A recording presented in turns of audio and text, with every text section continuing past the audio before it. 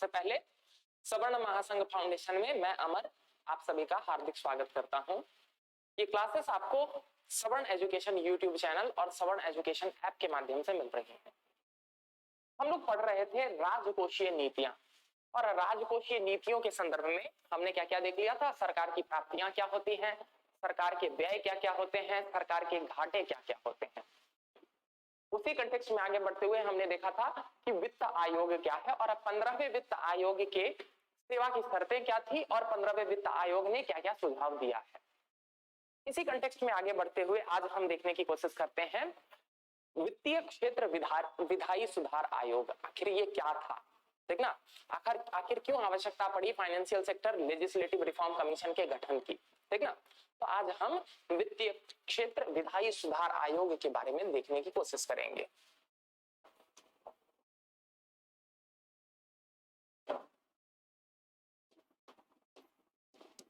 वित्तीय क्षेत्र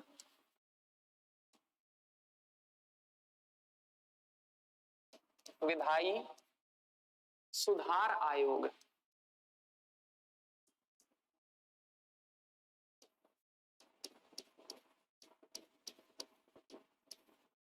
इसी को शॉर्ट में एफएसएलआरसी भी कहते हैं, fiscal sector legislative reform commission, FSLRC. ठीक ना, वित्तीय क्षेत्र विधायी सुधार आयोग। जरा कहानी को समझिए, एक्चुअली हुआ क्या। आप लोगों को मैंने बता रखा है कि हम जो इंश्योरेंस करवाते हैं ना, या जो हम बीमा, जीवन बीमा जो हमारे यहाँ होता है बीमा, हम क्या करते हैं बीमा के रूप में जो धनराशि देते हैं, तो वो जो बीमा कंपनी होती है वो इसको दो तरह से मैनेज करती है। दो तरह से मैनेज करती है। पहला तो क्या होता है कि वो इसे डेट इंस्ट्रूमेंट्स में लगाती है, यानी कि ऋण संबंधी उपकरणों में लगाती है। उपकरणों में इसे लगाती है, तभी तो वो हमें पैसा देती है ना। हमसे जो वो पैसा लेती है उस पैसों को वो मैनेज तो करती होगी ना।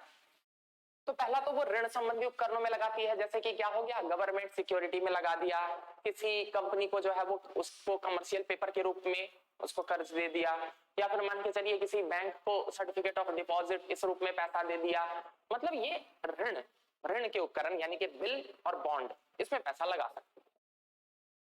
दूसरा क्या बीमा कंपनी करती है, दूसरा काम जो करती है कि ये हमसे जो पैसा लेती है उसको सीधे शेयर बाजार में लगा देती है, शेयर बाजार में लगा देती है। अब देखिए, मैं पहले ही समझा चुका हूं, ऋण संबंधी उपकरणों में रिस्क कम होता है तो रिवॉर्ड की भी संभावना कम होती है, या फिर मतलब प्रॉफिट की संभावना भी कम होती है। दूसरी तरफ जब हम बात कर रहे हैं शेयर मार्केट की, तो यहां अगर रिस्क ज्यादा होता है तो रिवॉर्ड की संभावना भी ज्यादा होती है। ठीक ना, तो ऐसी बीमा कंपनियां या फिर ऐसे उपकरण सब बीमा कंपनी करती है। अगर मान के चलिए वो किसी प्लान के तहत, किसी योजना के तहत, अगर आपसे किसी स्कीम में, योजना लिखने से बढ़िया स्कीम लिख देता हूं, किसी स्कीम में आपसे पैसा लेकर अगर उसे शेयर बाजार में लगा देती है, तो ऐसी स्कीम को कहते हैं यूलिप प्लान। ऐसी स्कीम को क्या कहा जाता है, ULIPs plan, unique linked incentive plans, ULIPs. ठीक ना, तो ऐसी कई सारी कंपनियां हैं, ऐसी कई मतलब लगभग सारी कंपनियां जो है वो अपना यूलिप बेचती ही है। ठीक, देखिए कहानी क्या हुआ। साल है 2010। 2010 में क्या हुआ तो पता है कि भारत में, या नहीं पता है तो बता दे रहा हूं, भारत में बीमा क्षेत्र का नियंत्रक कौन है, IRDAI का नियामक। यानी कि बीमा क्षेत्र में अगर कुछ भी दिक्कत होता है, कोई भी समस्या होती है, आपका क्लेम जो है वो बिना मतलब का रोक दिया गया है, तो आप कौन किसको कंप्लेन करते हैं, या कौन जो है वो रेगुलेटर बैठा हुआ है, तो उस निकाय का नाम है, उस निकाय का नाम है IRDAI। ठीक ना, insurance regulatory and depository of India. ठीक ना, IRDAI, ये देखिए।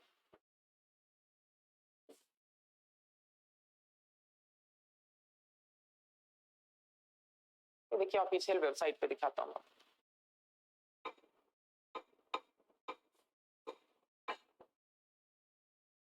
ठीक ना, insurance regulatory and development authority of India, IRDAI। ठीक है, और भारतीय बीमा विनियामक एवं विकास प्राधिकरण, इसकी जिम्मेदारी है। भारत में बीमा के संदर्भ में कोई भी समस्या आती है, किसी भी तरह की कोई भी परेशानी आती है, कोई कंपनी कुछ गलत तरीका अपना रही है, उन सब चीज को मैनेज करना, उन सब चीज को नियंत्रित करना, उन सब चीज पर रेगुलेट करना, ये किसकी जिम्मेदारी है?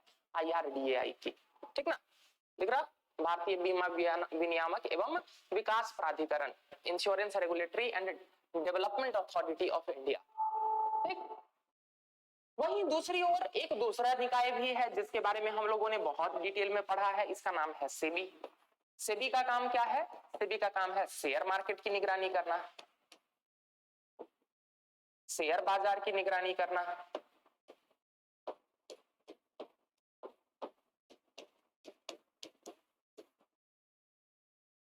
देखिए समस्या क्या हो गया,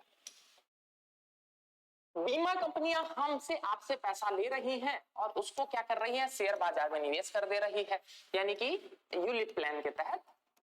ठीक ना, यूलिप्स के तहत क्या कर रही है? वो शेयर बाजार में इसको निवेश कर दे रही है।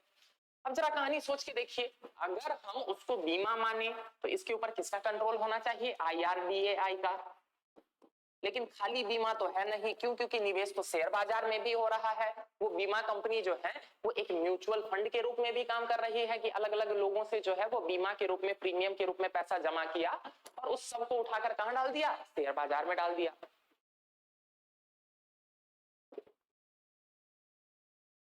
तो यदि कायदे से देखा जाए तो ये शेयर बाजार का भी उपकरण है, यानी कि एक म्यूचुअल फंड के रूप में भी काम कर रहा है।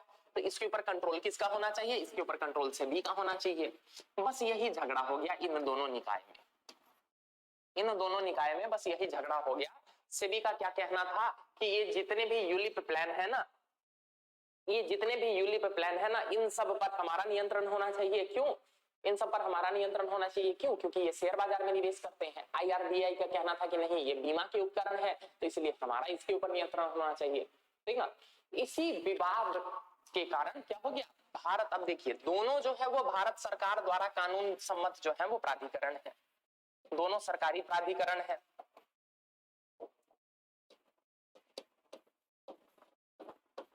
दोनों सरकारी प्राधिकरण है,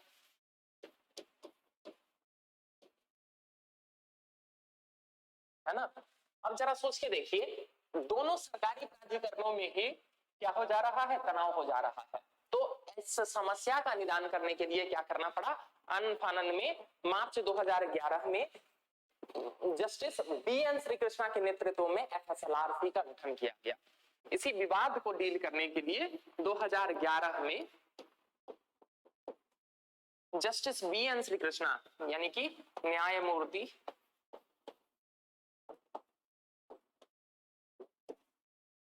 BN Shri Krishna, justice BN Shri Krishna, इनके नेतृत्व में क्या किया गया? FSLRC का गठन किया गया, वित्तीय क्षेत्र विधायी सुधार आयोग।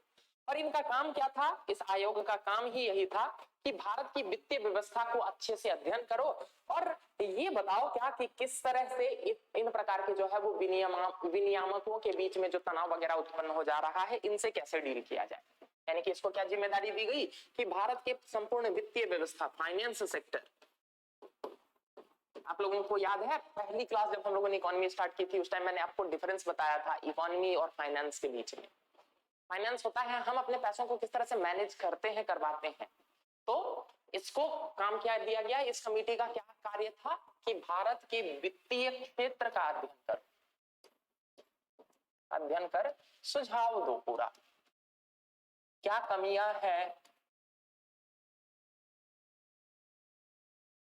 इन कमियों को दूर करने के लिए क्या किया जा सकता है, इस पूरे संदर्भ में क्या करो, अच्छे से अध्ययन करो। और इसी के बेसिस पर क्या किया इसने, इसी के बेसिस पर इसने सन 2013 में अपना रिपोर्ट पब्लिश किया, जिसको 2 भागों में पब्लिश किया गया। इसने 2013 में रिपोर्ट पब्लिश किया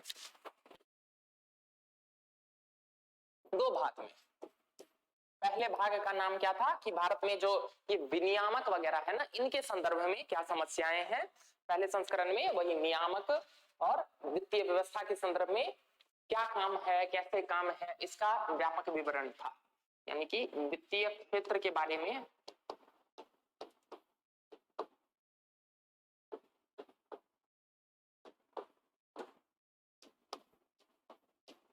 वित्तीय क्षेत्र एवं विनियामक के संदर्भ में विस्तृत वर्णन।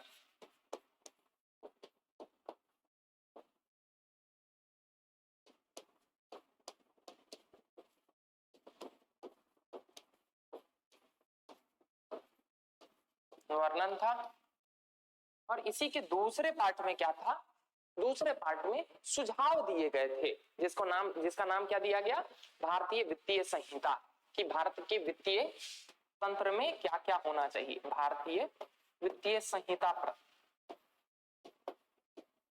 दूसरे भाग में प्रस्तुत की गई।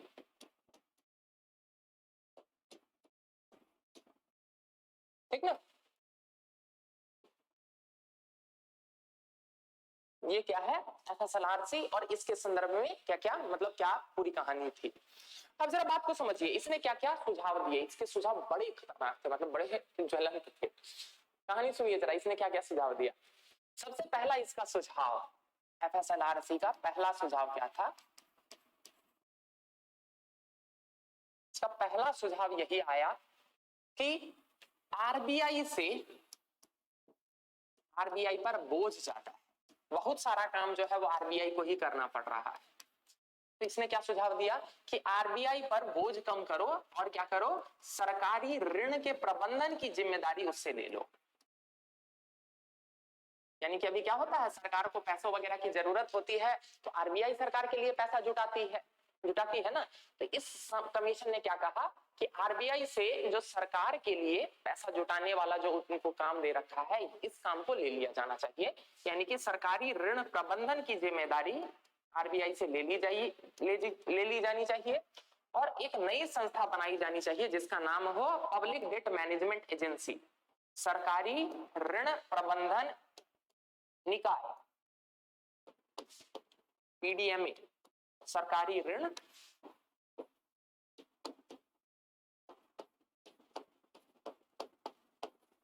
निकाय, इसको दे दी जानी चाहिए PDMA, public debt management agency, PDMA. इसको क्या कर देनी चाहिए, ये सार्वजनिक ऋण प्रबंधन की जिम्मेदारी जो है वो दे दी जानी चाहिए। ठीक, पहला तो इसका यही रिकमेंडेशन था। ठीक, दूसरा रिकमेंडेशन जरा सुनिए। दूसरा रिकमेंडेशन इसने कहा कि कई सारे अलग अलग रेगुलेटर हैं वित्तीय क्षेत्र में, कई सारे अलग अलग रेगुलेटर हैं वित्तीय क्षेत्र में, जैसे कि सेबी हो गया, आईआरडीएआई हो गया, insurance regulatory and development authority of India, FMC हो गया, फॉरवर्ड मार्केट कमीशन हुआ करता था। ठीक ना, फिर पीएफआरडीए होता है, ठीक ना, pension fund regulatory and development authority. ठीक, तो ये अलग अलग जो निकाय है ना, जैसे कौन कौन सी, सेबी हो गया, आईआरडीएआई हो गया,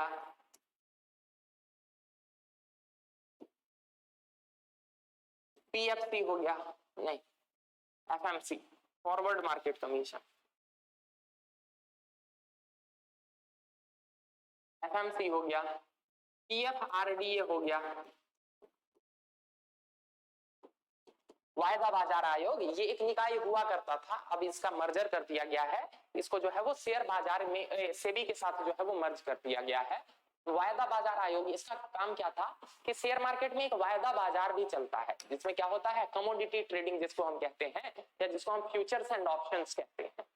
एक्चुअली क्या होता है फ्यूचर्स एंड ऑप्शंस में कि शेयर्स की वास्तव में खरीद बिक्री नहीं होती है, लोग अनुमान लगाते हैं कि इस कंपनी के शेयर फला दिन पर, मतलब अगले महीने, एक महीने में, अगले 6 महीने में, अगले 1 साल में कहां पहुंचेंगे। ठीक ना, और जो जीत जाता है उसको ज्यादा पैसा मिल रहा होता है, जिसका कहना, मान के चलिए आपने कहा क्या कि सर रिलायंस का शेयर जो है वो अगले 1 साल में बढ़कर 3000 पहुंच जाएगा, मैंने बोला क्या कि नहीं, ये गिरकर 2000 पे आ जाएगा, अभी 2500 के आसपास है। अब एक बात बताइए, जैसे जैसे वो 3000 के पास पहुंचेगा, आपका पैसा बढ़ता चला जाएगा, मेरा नुकसान बढ़ता चला जाएगा। ठीक ना, अगर मान के चलिए वो धीरे धीरे नीचे आता चला जाएगा तो मेरा फायदा बढ़ता चला जाएगा, आपका नुकसान बढ़ता चला जाएगा। इसी को कहते हैं फ्यूचर्स एंड ऑप्शंस। ठीक ना, इसमें वास्तव में शेयर्स की खरीद बिक्री नहीं होती है, क्या होता है, एंड में सेटलमेंट हो जाता है कि जिसकी बात सही हुई उसको पैसा मिल जाता है, उसको लाभ होता है, और जिसकी बात गलत हुई उसे नुकसान हो जाता है। तो ये जो पूरा सेटअप था ना, इसको अलग रेगुलेट करने के लिए एक निकाय हुआ करती थी जिसका नाम था फॉरवर्ड मार्केट कमीशन, वायदा बाजार आयोग। वादा किया है तो निभाओ, वायदा बाजार आयोग। क्या है वादा? यही वादा था कि 3,000 हो जाएगा इसका प्राइस, अगर नहीं होगा मतलब अगर नहीं होगा तो हम इतना पैसा देंगे। सेम कमोडिटी ट्रेडिंग में भी होती है। क्या होता है कमोडिटी ट्रेडिंग में? जो अलग अलग गुड्स है ना, अलग अलग वस्तुएं जो हुआ करती हैं, जैसे धान हो गया, गेहूं हो गया, एग्री ट्रेडिंग वगैरह, इन सब पर क्या किया जाता है? बेट किया जाता है। क्या कि इस बार अगले महीने गेहूं का इंटरनेशनल प्राइस ये होगा, या भारत में इंटर प्राइस जो है वो ये होगा, चावल का ये प्राइस होगा, ठीक ना। इसके बेसिस पर भी क्या किया जाता है? अलग अलग लोगों का अलग अलग तर्क होता है। जैसे मान के चलिए मैंने बोला क्या कि गेहूं जो है वो 20 रुपए किलो मिलेगा, आपने बोला क्या कि नहीं सर 15 रुपए किलो मिलेगा एक महीने बाद। अब अगर आपकी बात सही हो रही है तो आपको फायदा होगा, अगर मेरी बात सही हो रही है तो मुझे फायदा होगा। इसको क्या कहते हैं हम? कमोडिटी ट्रेडिंग, ठीक ना। इसको क्या कहते हैं? वस्तु व्यापार। कमोडिटी ट्रेडिंग शेयर मार्केट पर होता है। क्या हम वास्तव में जो है वो गेहूं चावल की खरीद बिक्री नहीं होती है, ठीक। ये बस इलेक्ट्रॉनिक फॉर्म में चल रहा होता है, वायदा के ऊपर बेस्ड होता है, इसीलिए इसको वायदा बाजार आयोग कहते थे। ये इस पूरे सिस्टम को रेगुलेट करता था, ठीक ना। दिखाओ, ये देखिए,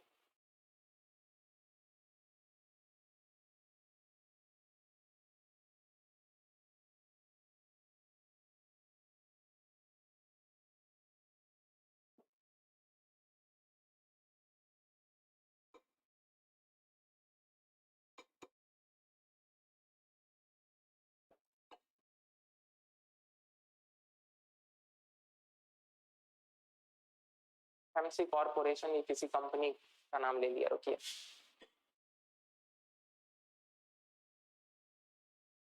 पूरा लिखना होगा, फॉरवर्ड मार्केट कमीशन, दिख रहा?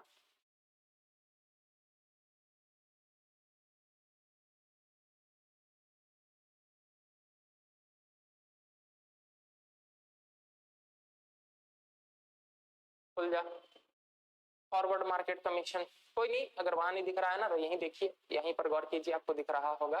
क्या दिख रहा होगा? कि forward market commission is the regulatory body of commodity market and futures market in India. यही तो मैंने बोला ना, कमोडिटी मार्केट, जहां पर क्या होता है, उनकी वस्तुओं के बारे में बेटिंग की जाती है। लोग जो है वो बोलते हैं क्या कि इससे ज्यादा, इससे कम। और futures and options, futures and options वही होता है जिसमें हम शेयर्स के बारे में बोलते हैं। देखिए, अब ये खुल जाए,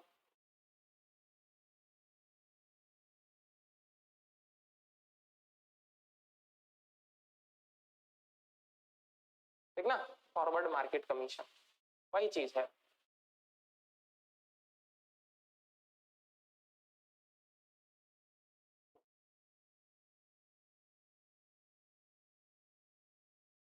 दूसरा क्या है इसके बाद? एक और जो कमीशन का नाम मैं बता रहा था वो था पीएफआरडीए।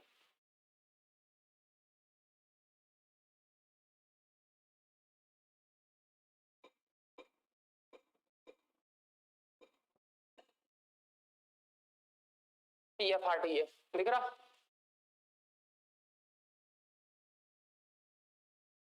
ये देखिए, ये भी एक नियामक है गवर्नमेंट ऑफ इंडिया का, जो क्या करता है, एनपीएस इंप्लॉइज वगैरह सबका जो आपका पेंशन पीएफ वगैरह कटता है ना, अरे ईपीएफओ वगैरह के अंतर्गत जो पीएफ वगैरह कटता है,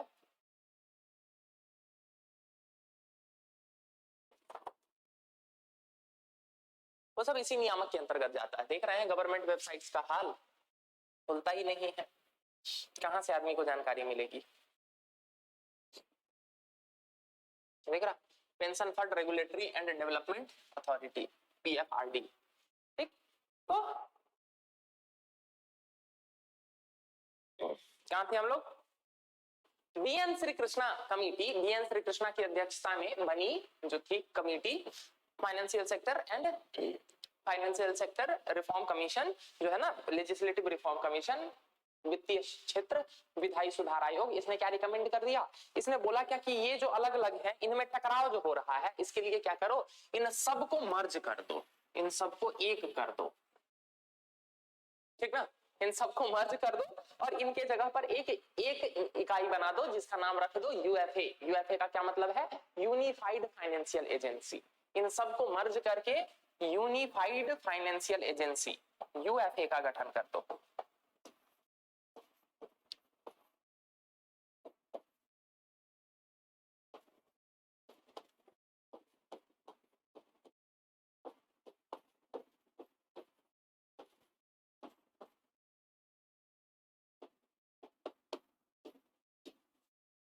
यूनिफाइड फाइनेंशियल एजेंसी यूएफए का गठन कर दो। देखो फिर क्या है, इनके बीच में जो टकराव उत्पन्न हो रहा ना, इन्हीं दोनों के बीच में ना हुआ था, तो इसने क्या किया कि इन दोनों को जोड़कर एक यूनिफाइड फाइनेंशियल एजेंसी बना दे, ठीक ना। इसके अलावा इस कमेटी ने यह भी रिकमेंड किया कि यदि नियामकों के बीच में किसी तरह का विवाद उत्पन्न होता है तो एक अपीलीय तंत्र की स्थापना करो जहां पर अपील की जा सके।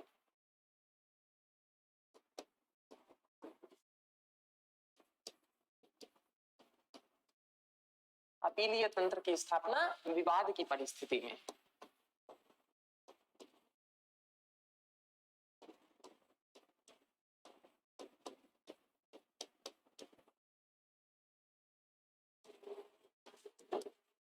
ये करो।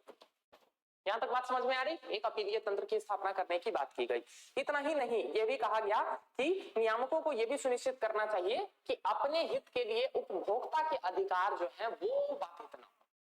जैसे कि IRDAI, तुम यूलिप वगैरह चला रहे, मतलब IRDAI को ये बोला गया कि इस चीज का ध्यान रखना कि ये जो बीमा कंपनियां हैं केवल अपने हित के चक्कर में जो है वो उनका पैसा ना डुबा दे शेयर बाजार में।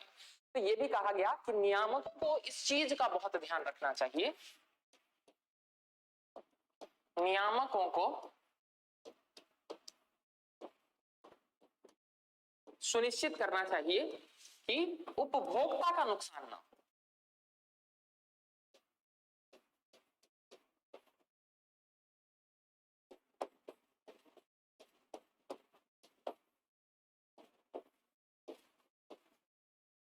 क्या सुनिश्चित करना चाहिए कि उपभोक्ता का किसी भी तरह से नुकसान ना हो।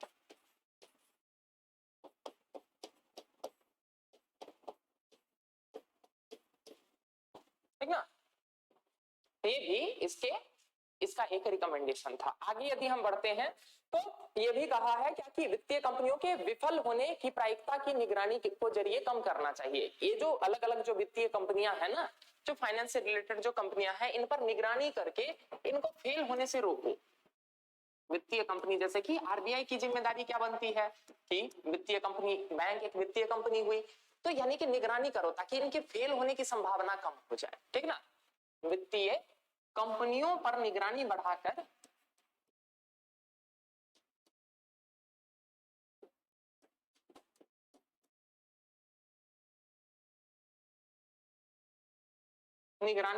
उनके फेल होने की प्रायिकता को कम करो।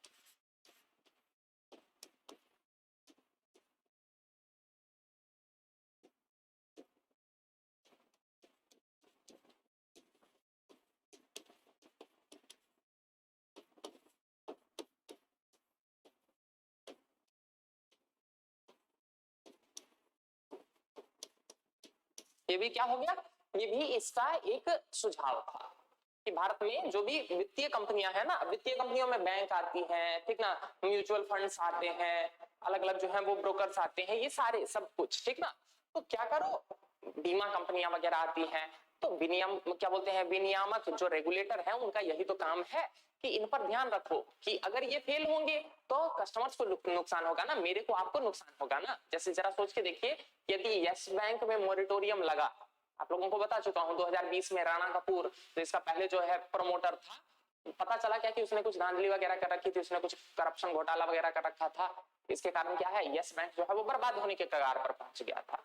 आप लोगों को दिखाया था ना, 400 रुपए का शेयर जो है वो 10 रुपए के भाव पर पहुंच गया था। तो ऐसे में जरा सोच के देखिए क्या होगा, जो निवेशक होंगे उनका भी नुकसान हो रहा होगा। तो निवेशकों को तो छोड़िए, जो डिपॉजिटर्स होंगे, जो जिसने यस बैंक में पैसा जमा कर रखा होगा, FD के रूप में, सेविंग अकाउंट के रूप में, करेंट अकाउंट के रूप में, चाहे जैसे भी पैसा जमा कर रखा हो, उन सबको तो ज्यादा नुकसान हो सकता है ना। तो इसने सुझाव दिया कि नियामक का यही तो काम है, RBI की जिम्मेदारी ही तो यही है कि तुम ध्यान रखो कि कोई बैंक जो है वो कहीं गलत रास्ते पर तो नहीं जा रहा है, कहीं वो भटकने वाला तो नहीं है। तो इस चीज की निगरानी करना, इस चीज पर ध्यान रखना, ये भी इसका एक सुझाव था। ठीक ना, अब जरा समझिए इस कमेटी ने क्या कह दिया। इस कमेटी ने सबसे पहला ये सुझाव दे दिया कि RBI पर से क्या कर दो, वो बोझ कम कर दो जिसके थ्रू वो क्या करता है, कर्ज लेती है सरकार के लिए। RBI ने इसका तीव्र आलोचना की, RBI की तरफ से इसका शार्प रिस्पॉन्स देखने को मिला, ने तीव्र आलोचना की।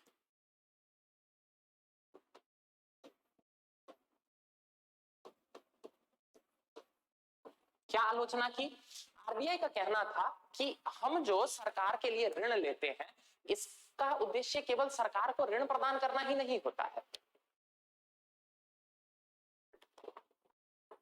हम क्या करते हैं, इसके माध्यम से या इसके जरिए सरकार के लिए जो ऋण जमा करते हैं इसके जरिए हम मार्केट में तरलता को भी नियंत्रित करते हैं।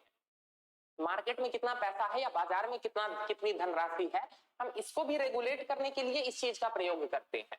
तो इसीलिए ये हमारे ऊपर बोझ नहीं है। अगर ये काम हमसे ले लोगे तो फिर हमें भारत में मुद्रास्फीति को कंट्रोल करना, जो कि हमारी प्राथमिक जिम्मेदारी है, उसमें हमें समस्या उत्पन्न होने लग जाएगी। इस कारण से आरबीआई की तरफ से क्या हुआ, इसकी तीव्र आलोचना देखी गई और उसकी तरफ से एक शार्प रिस्पॉन्स देखा गया। इसको ऐसे लिख लीजिए क्या कि सरकारी प्रतिभूतियों के आरबीआई ने तीव्र आलोचना की। किस कारण से? कि सरकारी प्रतिभूतियों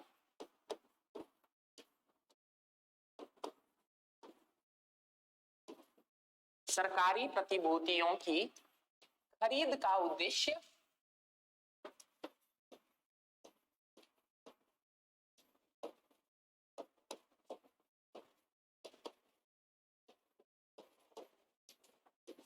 केवल ऋण नहीं,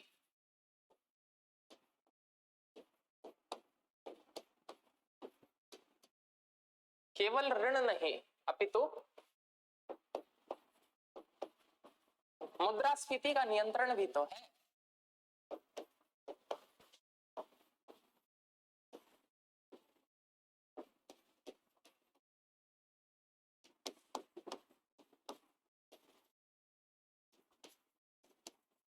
ठीक ना? तो आरबीआई की नीति, ये जो ऋण प्रबंधन जो आरबीआई करती है, इसका उद्देश्य केवल सरकार को ऋण प्रदान करना नहीं है, इसका उद्देश्य मुद्रास्फीति का नियंत्रण भी। तो अगर क्या बोलते हैं आरबीआई से ये जिम्मेदारी ले ली जाएगी तो क्या हो जाएगा, मुद्रास्फीति नियंत्रण करने की जो उसकी क्षमता है वो भी प्रभावित होगी। इस कारण से आरबीआई की तरफ से एक शार्प जो है वो रिएक्शन देखने को मिला।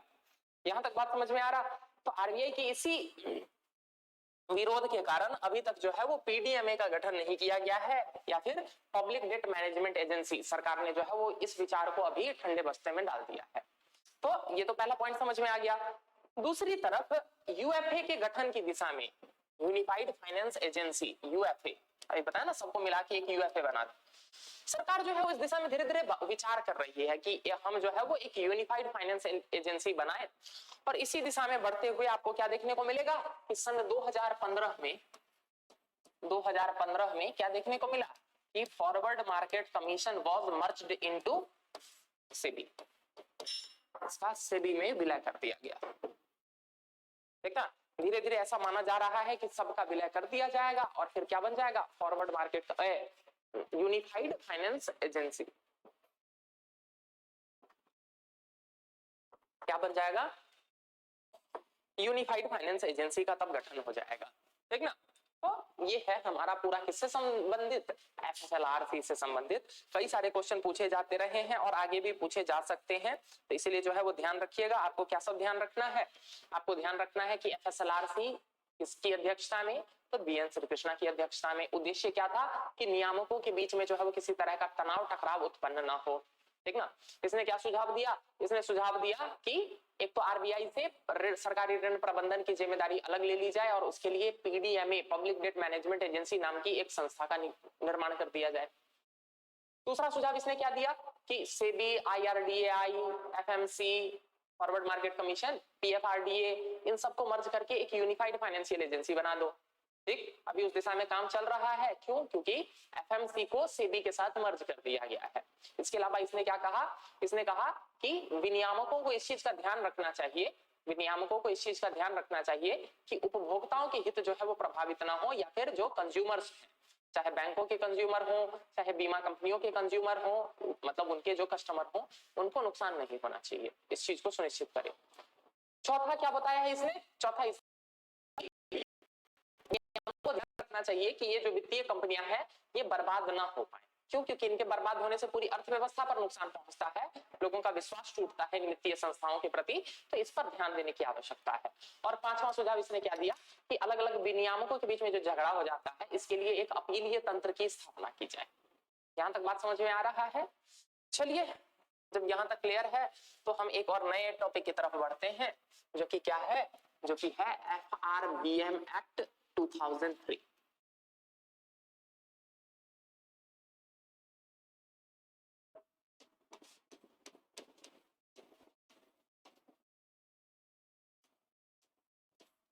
ठीक ना, FRBM एक्ट, इसको क्या कहते हैं, fiscal responsibility budget management act.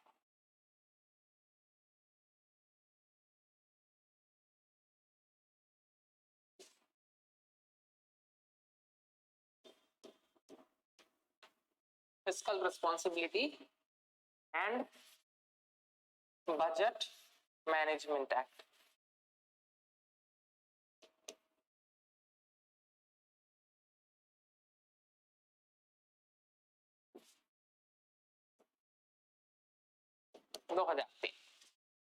ठीक ना, राजकोषीय उत्तरदायित्व एवं बजट प्रबंधन कानून, ये कब लागू किया गया था, कब लाया गया था, सन 2003 में।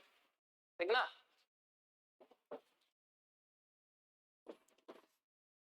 राजकोषीय उत्तरदायित्व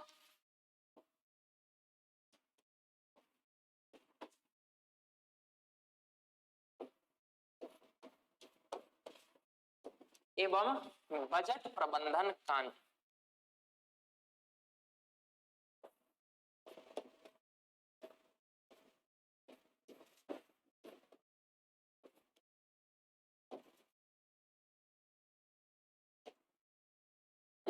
यहां तक बात समझ में आ रही है?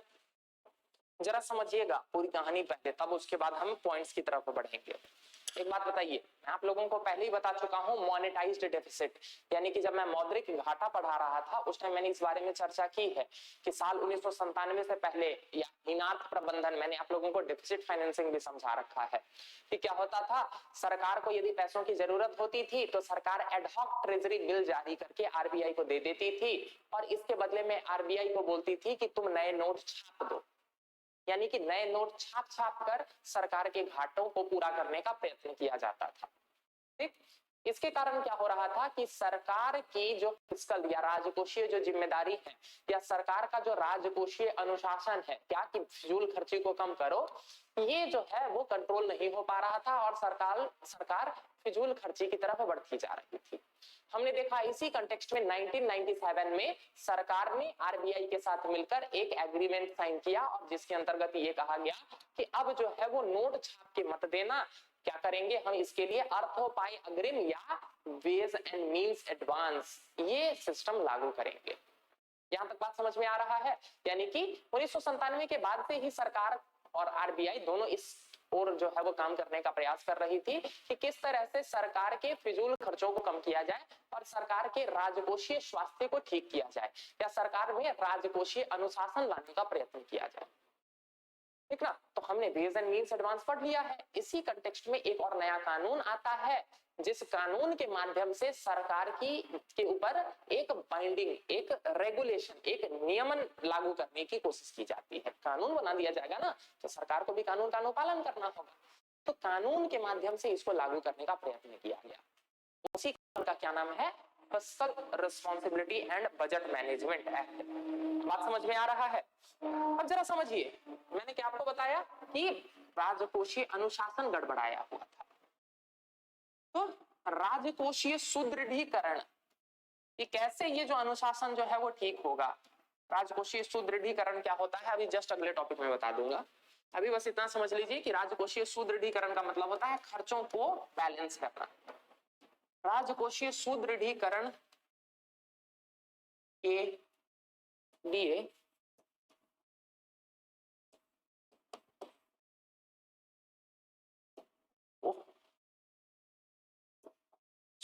सुदृढ़ीकरण के लिए सुझाव देने हेतु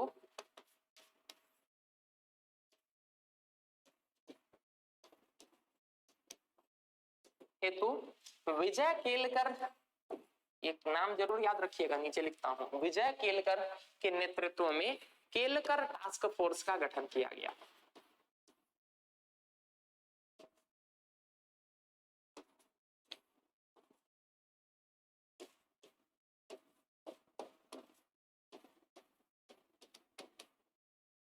विजय केलकर के नेतृत्व में केलकर टास्क फोर्स का गठन किया गया।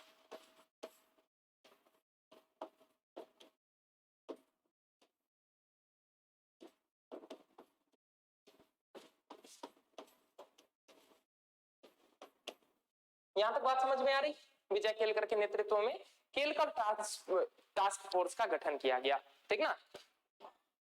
अब जरा समझिए, इस टास्क फोर्स ने जो जो रिकमेंड किया ना, उसी जो सुझाव दिए, उसी को क्या कर दिया गया, संसद द्वारा FRBM एक्ट 2003 के रूप में इसको संसद से पास करा दिया गया और यही कानून जो है वो 2004 में लागू हो गया, ठीक ना। इसके सुझाव को ही, केलकर टास्क फोर्स के सुझाव को ही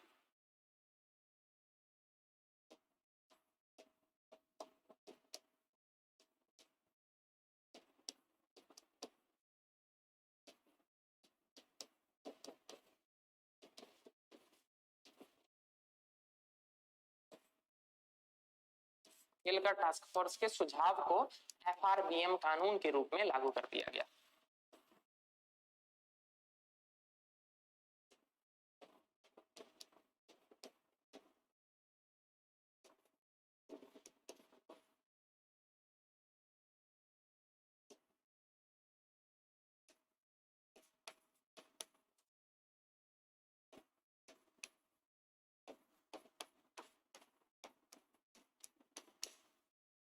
यहां तक बात समझ में आ रहा है? ये है केलकर टास्क फोर्स एंड ये है पूरा सिस्टम। अब जरा देखिए किस तरह से कानून बना, ये है पूरा सिस्टम। अब जरा देखते हैं क्या कि आखिर इसमें सुझाव क्या क्या दिए थे। इसने सुझाव क्या दिया? इसने सुझाव दिया कि साल 2003-04 में जो भी राजकोषीय घाटा है ना, जो भी राजकोषीय घाटा है, इसको क्या करो, प्रति वर्ष राजकोषीय घाटे को 0.3% जीडीपी के 0. आपको बता चुका हूं मैं कि किसी भी घाटे को जीडीपी के प्रतिशत के रूप में ही काउंट किया जाता है भारत में।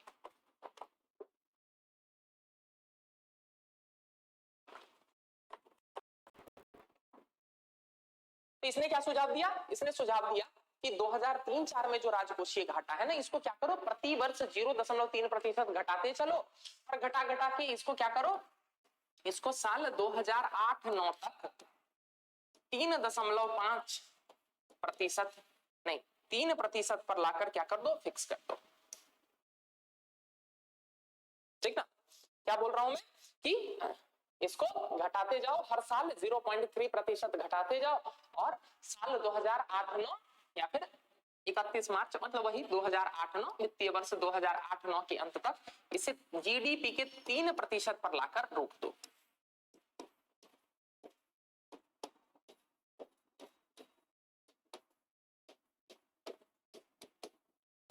याद आ रहा है जब मैं राजकोषीय घाटा पढ़ा रहा था तो उस टाइम मैंने बताया था ना कि राजकोषीय घाटा होना गलत नहीं है, राजकोषीय घाटे का नियंत्रण से बाहर चले जाना गलत है, ठीक ना।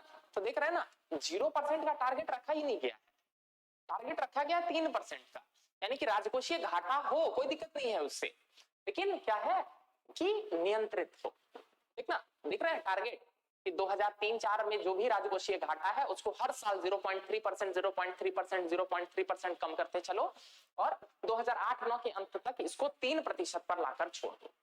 यहां तक बात समझ में आया?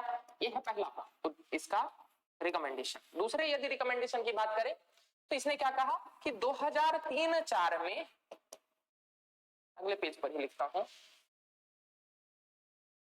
इसने क्या कहा कि 2003-04 में राजस्व घाटे का जो स्तर है, राजस्व घाटे, देखिए पिछला वाला पॉइंट था वो राजकोषीय घाटे से था, वो फिस्कल डेफिसिट था, ये रेवेन्यू डेफिसिट है। तो क्या बोला गया कि राजस्व घाटे का जो स्तर है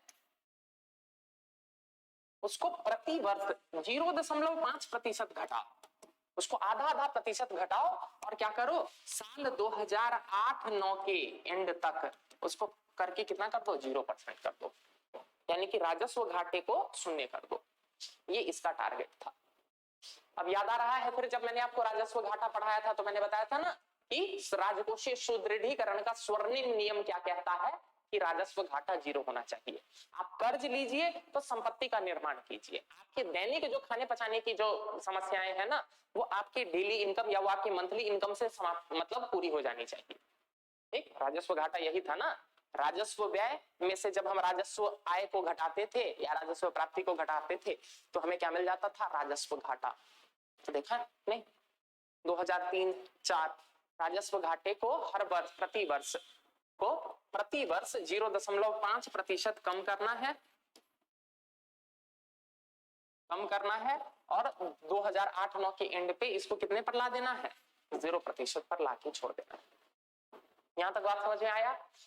तो ये था इसका दूसरा रिकमेंडेशन। यदि तीसरे रिकमेंडेशन की बात करें तो क्या बोला गया कि किसी भी साल, क्या बोला गया कि किसी भी साल पिछले साल की तुलना में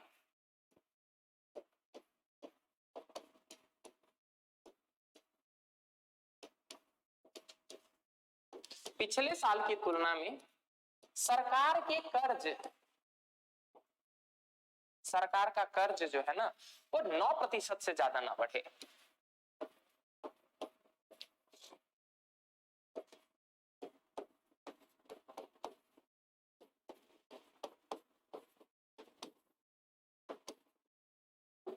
क्या पॉइंट है?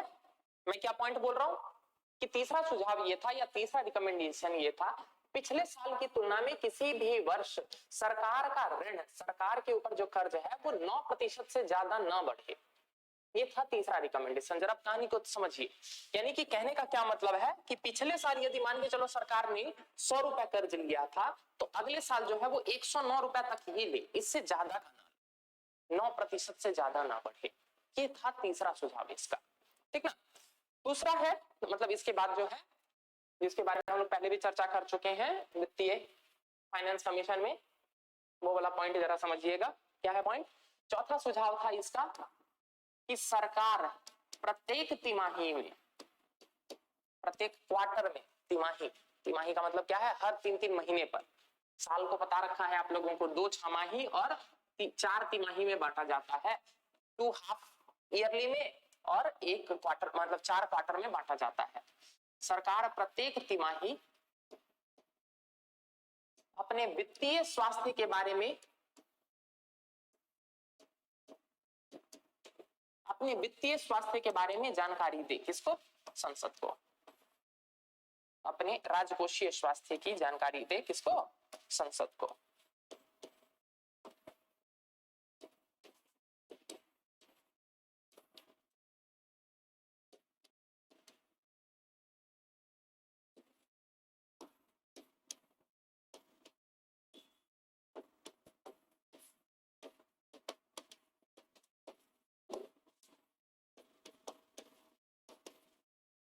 ठीक ना? सरकार क्या करे कि प्रत्येक तिमाही में अपने संपूर्ण राजकोषीय स्वास्थ्य, क्या कर रहे हो, कितना खर्चा हो जा रहा है, क्या घाटा है, क्या नाफा है, कहां पैसा आने में दिक्कत हो रही है, इन सब के बारे में संसद के समक्ष प्रस्तुत करे।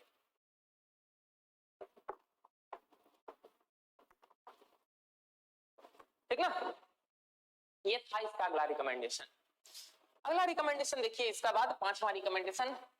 एक बात बताइए, यही जो चौथा रिकमेंडेशन था यही आपको बताया था ना कि वित्त आयोग, 15वें वित्त आयोग ने यही तो बोला कि तुम जो ऑफ बजट बोरोविंग कर रहे हो, बजटेतर जो ऋण ले रहे हो, पिछली क्लास में मैंने बताया था जब वित्त आयोग पढ़ा रहा था तब, क्या कि गवर्नमेंट क्या बोल देती है, किसी दूसरी सरकारी कंपनी को बोल देती है कि जाओ जाके पैसा ले लो, मेरा नाम बोल देना। अब देखिए, ये सरकार का कर्ज तो होता नहीं है, ये होता है उस कंपनी का कर्ज, लेकिन पीछे गारंटर तो गवर्नमेंट ही है। अब इसके बारे में गवर्नमेंट जो है वो संसद को बताती नहीं है, तो पता नहीं चल पाता है कि राजकोषीय स्वास्थ्य जो है वो कैसा है। यही था 15th फाइनेंस कमीशन की, जब मैं उस दिन आपको रिकमेंडेशन बढ़ा रहा था तो मैंने बताया ना कि एफआरबीएम एक्ट या एफआरबीएम कानून का अनुपालन ठीक से नहीं हो पा रहा है। किस कारण से? ऑफ बजट बोरोविंग के कारण से। ठीक ना? तो एफबीआरएम कानून का अनुपालन करने के लिए तो जरूरी है ना कि संसद को जो है वो पूरी जानकारी हो स्वास्थ्य के बारे में। यहां तक बात समझ में आ रहा है? ठीक, ये पॉइंट देखिए, 5वां पॉइंट सबसे ज्यादा इसी का यूज हुआ। अभी बताता हूं क्या कहा गया इस कानून में कि यदि कोई आर्थिक अनिश्चितता आ जाती है, आर्थिक अनिश्चितता आ जाती है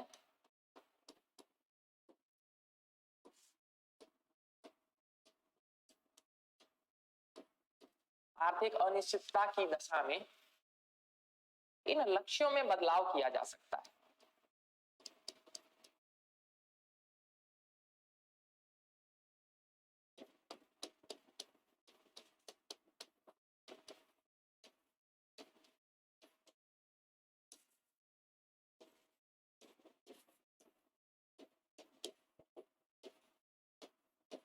अब देखिए ये पॉइंट कहीं से गलत नहीं है। क्यों? क्योंकि एक बात बताइए, अर्थव्यवस्था किसी के एक आदमी के तो हाथ में है नहीं।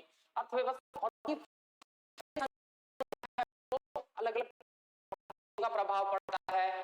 तो और दौर में हम वैसे ही हैं, एलपीजी पढ़ा चुका हूं आप लोगों को, लिबरलाइजेशन, प्राइवेटाइजेशन, ग्लोबलाइजेशन। तो जब विश्व जो है वो वैश्वीकृत है या फिर जब समस्त विश्व जो है वो आपस में जुड़ा हुआ है, तो एक देश का प्रभाव दूसरे देश पर देखने को मिलता है। इसीलिए एफआरबीएम एक्ट में एक पॉइंट ये भी डाल दिया गया था कि यदि कोई आर्थिक अनिश्चितता आ जाती है, चाहे वो आंतरिक कारणों से आ जाए चाहे वो बाह्य कारणों से आ जाए, कोई समस्या आ जाती है, जैसे कि आप जरा सोच के देखिए, कोविड के बारे में किसको अंदाजा था, लेकिन एक बात एक आर्थिक समस्या के रूप में आ गई ना अचानक से।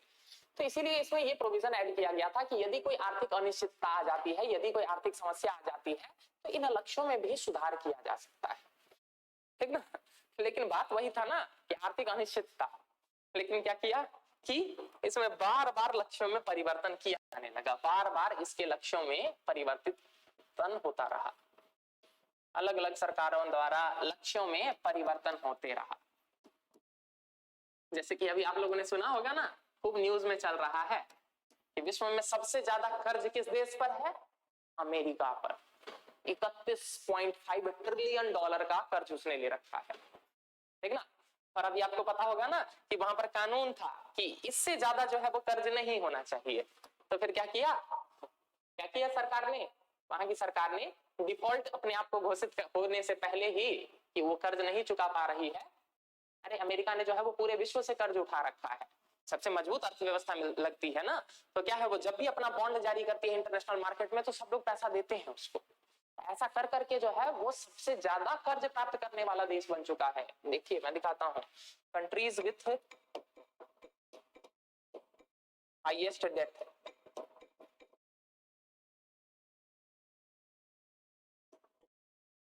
अभी आप लोग अगर पढ़ रहे होंगे न्यूज में, खूब अभी न्यूज में चल रहा है।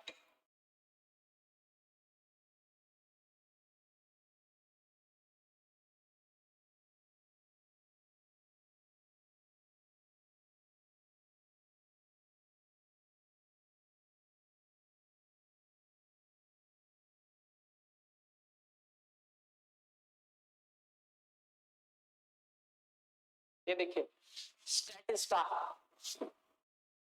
एस्टिमेट कब का है? दिसंबर 2021 का एस्टिमेट है। देखिए ये एस्टिमेट कब का है? दिसंबर 2021 का एस्टिमेट है। क्या दिखा रहा है? क्या दिखा रहा है? देखिए एक सेकेंड मुझे दिखाने दीजिए।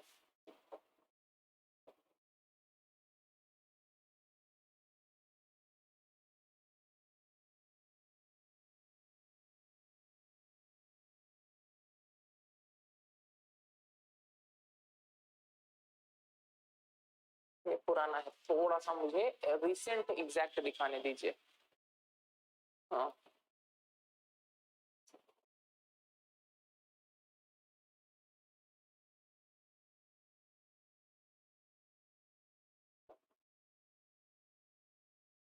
कब का दिखा रहा है वो बस नहीं पता चल रहा है।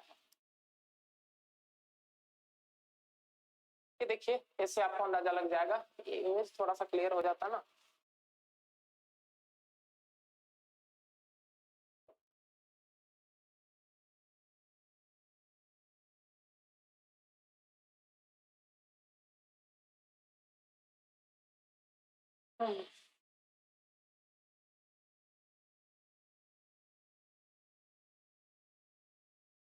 इसको न्यूज में देखते हैं।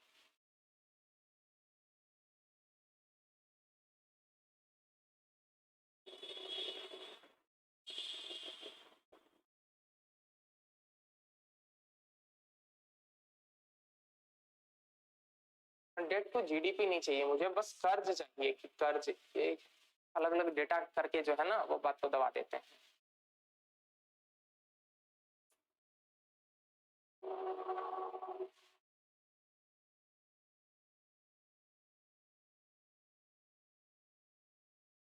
जजीरा पर ऐसे ही क्या ही भरोसा किया जाए।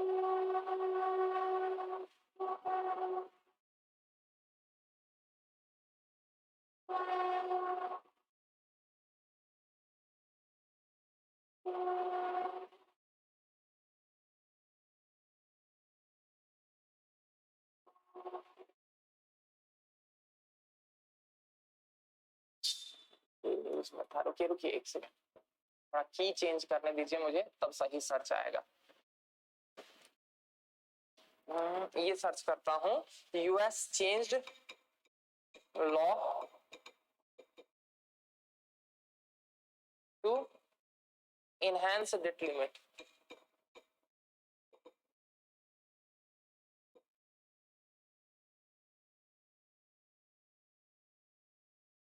हाँ ये देखिए,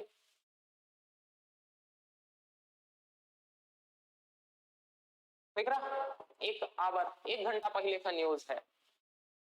इट्स डेट सीलिंग दिख रहा, 8 डे पहले का नहीं, देख ना। तो यही करती हैं अलग अलग सरकारें, क्या करती हैं कि जब उनका वो सीलिंग जो है, वो उसका लिमिट जो है वो फुलफिल होने लग जाता है, तो वो क्या करती है, कानून ही बदल देती है।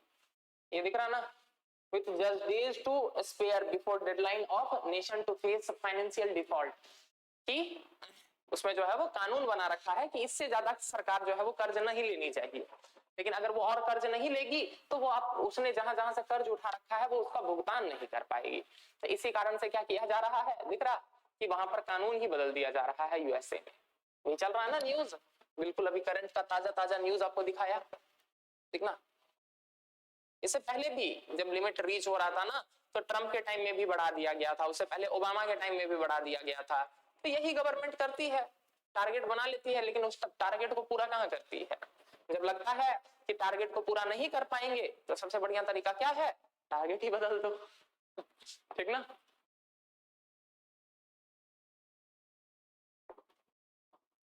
सबसे बढ़िया तो तरीका यही है ना, कि यदि टारगेट नहीं पूरा कर पाओ तो क्या करो, टारगेट बदल दो। तो अलग अलग सरकारें यही करती रहती हैं। ठीक, भारत में भी ऐसा ही कुछ देखा गया। क्या देखा गया कि बार बार लक्ष्यों में परिवर्तन किया जाने लगा, ठीक ना। जिसके कारण क्या है, जिसके कारण यह विवाद का मुद्दा बन गया, विवाद का मुद्दा बन गया कि फिर एफआरबीएम की प्रासंगिकता ही क्या है, कि जब तुम बार बार जो है वो लक्ष्य बदल ही दे रहे हो, तो एफआरबीएम एक्ट ने जो टारगेट्स बनाए थे फिर उसकी प्रासंगिकता ही क्या रह गई। तो एफआरबीएम की प्रासंगिकता पर सवाल उठने लगा।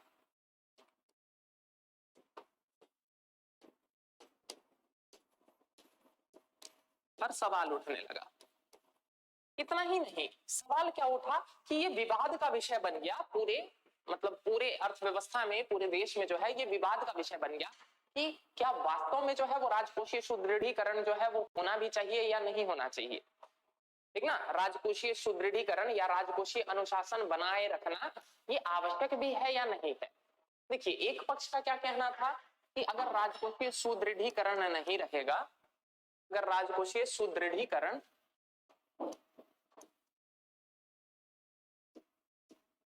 यदि राजकोषीय सुदृढ़ीकरण नहीं रहेगा तो क्या होगा कि सरकार के ऊपर कोई कंट्रोल नहीं होगा, वो आंख बंद करके खर्च करती चली जाएगी और इस खर्च के कारण सरकार का घाटा बढ़ता जाएगा, निरंतर बढ़ता चला जाएगा। तो इसके लिए कुछ तो लिमिट होना चाहिए ना, कुछ तो कंट्रोल होना चाहिए सरकार के ऊपर कि इससे ज्यादा खर्च ना करो, इतना ही खर्च करो। इस तरह के कंट्रोल के लिए क्या होना चाहिए, ऐसे लक्ष्य होने आवश्यक है। तो यानी कि लक्ष्य होने आवश्यक है। पहला तो पक्ष ये था।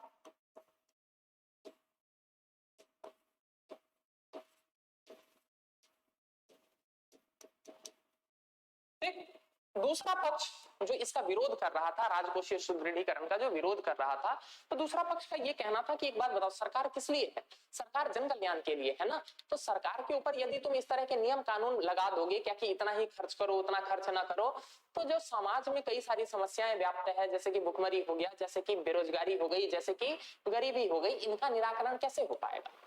तो दूसरा पक्ष का ये कहना था कि इस तरह के नियम नहीं बनाए जा सकते हैं, वो भी सरकार के खर्चों को कंट्रोल करने के लिए, ठीक ना। तो सरकार पर नियंत्रण के लिए, सरकार के व्यय, सरकारी व्यय पर नियंत्रण के लिए नियम बनाना ठीक नहीं।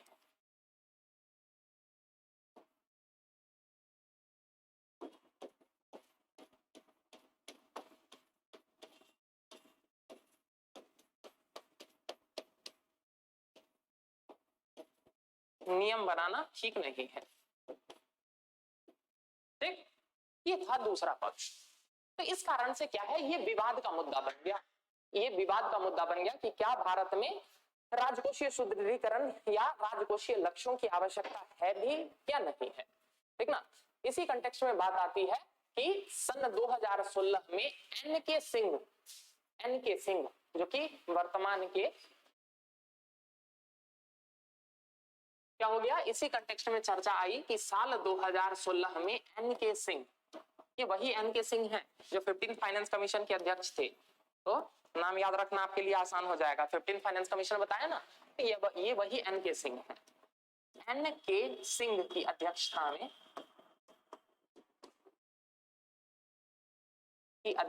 में एफआरबीएम रिव्यू कमेटी का गठन किया गया।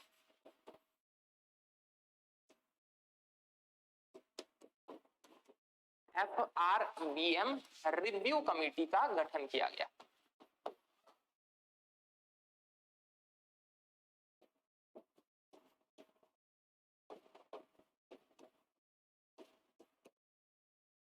कहानी जरा समझिएगा, बात क्या मैं कह रहा हूं कि एफआरबीएम एक्ट आया 2003 में। एफआरबीएम एक्ट के जो लक्ष्य थे, उन लक्ष्यों में एक प्रोविजन ये मेंशन कर दिया गया कि यदि आर्थिक परिस्थितियां विपरीत होंगी तो इन लक्ष्यों को बदला जा सकता है। अब सरकार ने बाकी पॉइंट्स नहीं पढ़े, सरकार ने केवल वही वाला पॉइंट पढ़ा, और जब जब जो है वो अपने लक्ष्यों को प्राप्त कर पाने में विफल हो रही थी तो उन्होंने क्या किया, बार बार लक्ष्यों को ही संशोधित कर दिया। इसके कारण एफआरबीएम एक्ट की प्रासंगिकता पर सवाल उठने लगा।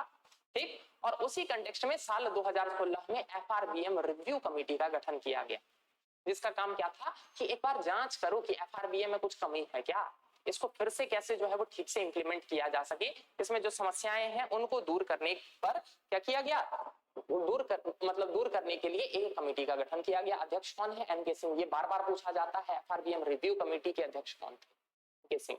और इस कारण से भी इंपॉर्टेंट है क्योंकि 15th फाइनेंस कमीशन जो 15वां वित्त आयोग है, जिसके रिकमेंडेशन अभी लगे हुए हैं या जारी है, उसके भी अध्यक्ष यही है। ठीक ना।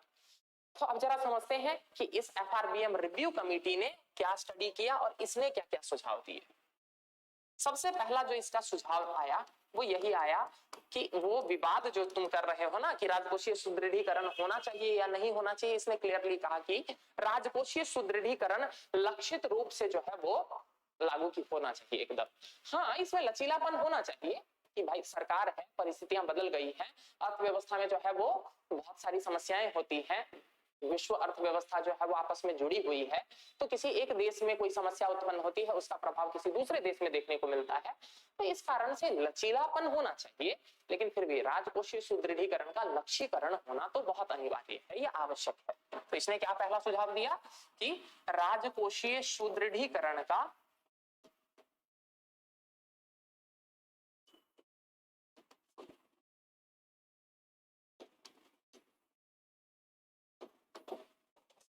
लक्ष्य बनाना तो आवश्यक है।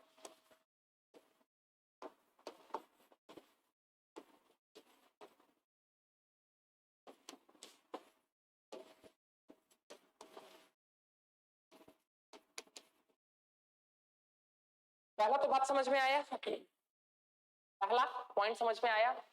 दूसरा पॉइंट इसने क्या कहा कि साल 2017 में इसने अपने रिकमेंडेशन दिए। इसने कहा कि 2017 से लेकर 2022 तक, 2017 से 2022 तक सरकार को अपना राजकोषीय घाटा, क्या सरकार को अपना राजकोषीय घाटा 3.5% से घटाकर 2.5% पर लाना है। ये भी टारगेट याद रखिएगा। क्या टारगेट था एफआरबीएम रिव्यू कमेटी का? टारगेट ये था कि सरकार को 2017 से 2022 तक अपना राजकोषीय घाटा, जो कि उस टाइम 3.5% के आसपास हुआ करता था, उसको घटाकर कितने पर लाना है, 2.5% पर लाना है। ये भी इसका क्या था, एक प्रोविजन था। आगे देखिए एफआरबीएम रिव्यू कमेटी ने क्या कहा। इसने कहा कि सरकार को अपना राजस्व घाटा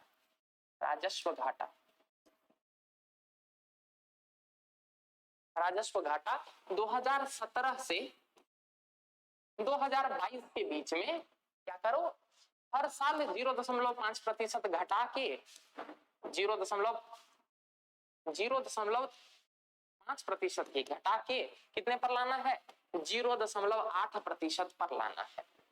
यानी कि हर साल कितना कितना घटाना है? 0.5%। 0.5% जो है वो हर साल घटाना है। वर्तमान में कितना है? 2, इसमें थोड़ा सा करेक्शन कीजिए, 0.25%, 25% घटाना है और वर्तमान में कितना है? 2.3% है। तो घटा के कितने पर ला देना है? 0.8% पर ला देना है। ठीक, मैं क्या बोल रहा हूं? मैं बोल रहा हूं कि 2.3% है, 2.3% है। हर साल कितना कितना घटाना है? 0.25।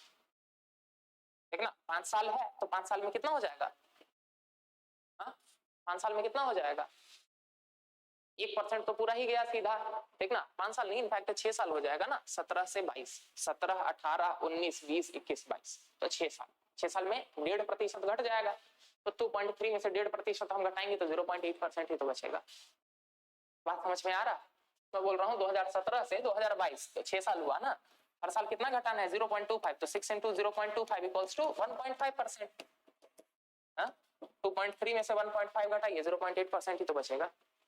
बेसिक सीसैट देख तैयारी करते रहिएगा। सीसैट ने बुखार छुड़ा दिया है बच्चों का, तो तैयारी बढ़ाइए सीसैट की।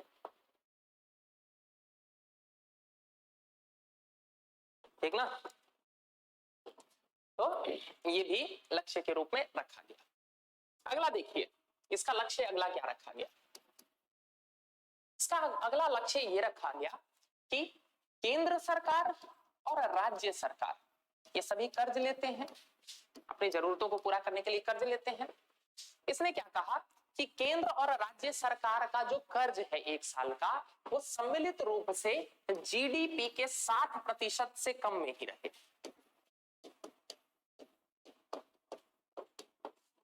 कम करना है, कम लाना है। उस टाइम जो है ये ज्यादा था, उस टाइम ये 71-72% के आसपास था। इसको बोला गया क्या कि जीडीपी के 60% से कम करना है। इसमें भी फिक्स था कि केंद्र को अपना कर्ज जो है वो जीडीपी के 40% तक रखना है और सभी राज्यों को, सभी राज्य, एक राज्य की बात नहीं है, सभी राज्यों को सम्मिलित रूप से अपना कर्ज जो है वो जीडीपी के 20% से कम ही रखना है। ठीक ना? तो 40 + 20 कितना हो जाएगा? 60। यानी कि टारगेट क्या रखा गया कि सरकार जो कर्ज ले रही है, चाहे वो भारत से ले रही हो चाहे वो विदेशों से ले रही हो, उससे फर्क नहीं पड़ता है। इसको जला दीजिएगा लाइट, हरिओम जी। ठीक ना? तो चाहे सरकार जो है वो विदेशों से ले रही है चाहे देश से ले रही है, इससे कोई फर्क नहीं पड़ता है। ठीक ना? लेकिन सरकार का कुल जो है वो खर्च या कुल जो कर्ज जो है वो जीडीपी के 60% के अंतर्गत ही रहना चाहिए। ये भी एक लक्ष्य के रूप में रखा गया। ठीक, यहां तक बात समझ में आ रही है? अगला देखिए, इसमें प्रोविजन क्या रखा गया? वही वाला प्रोविजन जिसका सबसे ज्यादा यूज होता है, क्या कि आर्थिक अनिश्चितता के समय एस्केप क्लॉज का प्रयोग किया जा सकता है। आर्थिक अनिश्चितता यानी कि कोई अचानक से कोई समस्या आ जाती है, कोई विपरीत परिस्थिति आ जाती है, आर्थिक अनिश्चितता को सरप्राइज आ जाता है, तो इसमें एक एस्केप क्लॉज जोड़ा गया। इसमें क्या किया गया? एक एस्केप क्लॉज जोड़ा गया और उस एस्केप क्लॉज के माध्यम से, उस एस्केप क्लॉज के माध्यम से ये निर्धारित करने का प्रयत्न किया गया कि अभी अगर भविष्य में कोई समस्या आती है तो उसके लिए क्या कर देना, इसमें मॉडिफिकेशन कर देना। तो एस्केप क्लॉज जोड़ दिया गया। आर्थिक अनिश्चितता के दौर में एस्केप क्लॉज का प्रयोग किया जा सकता है। आर्थिक अनिश्चितता के दौर में एस्केप क्लॉज का प्रयोग किया जा सकता है।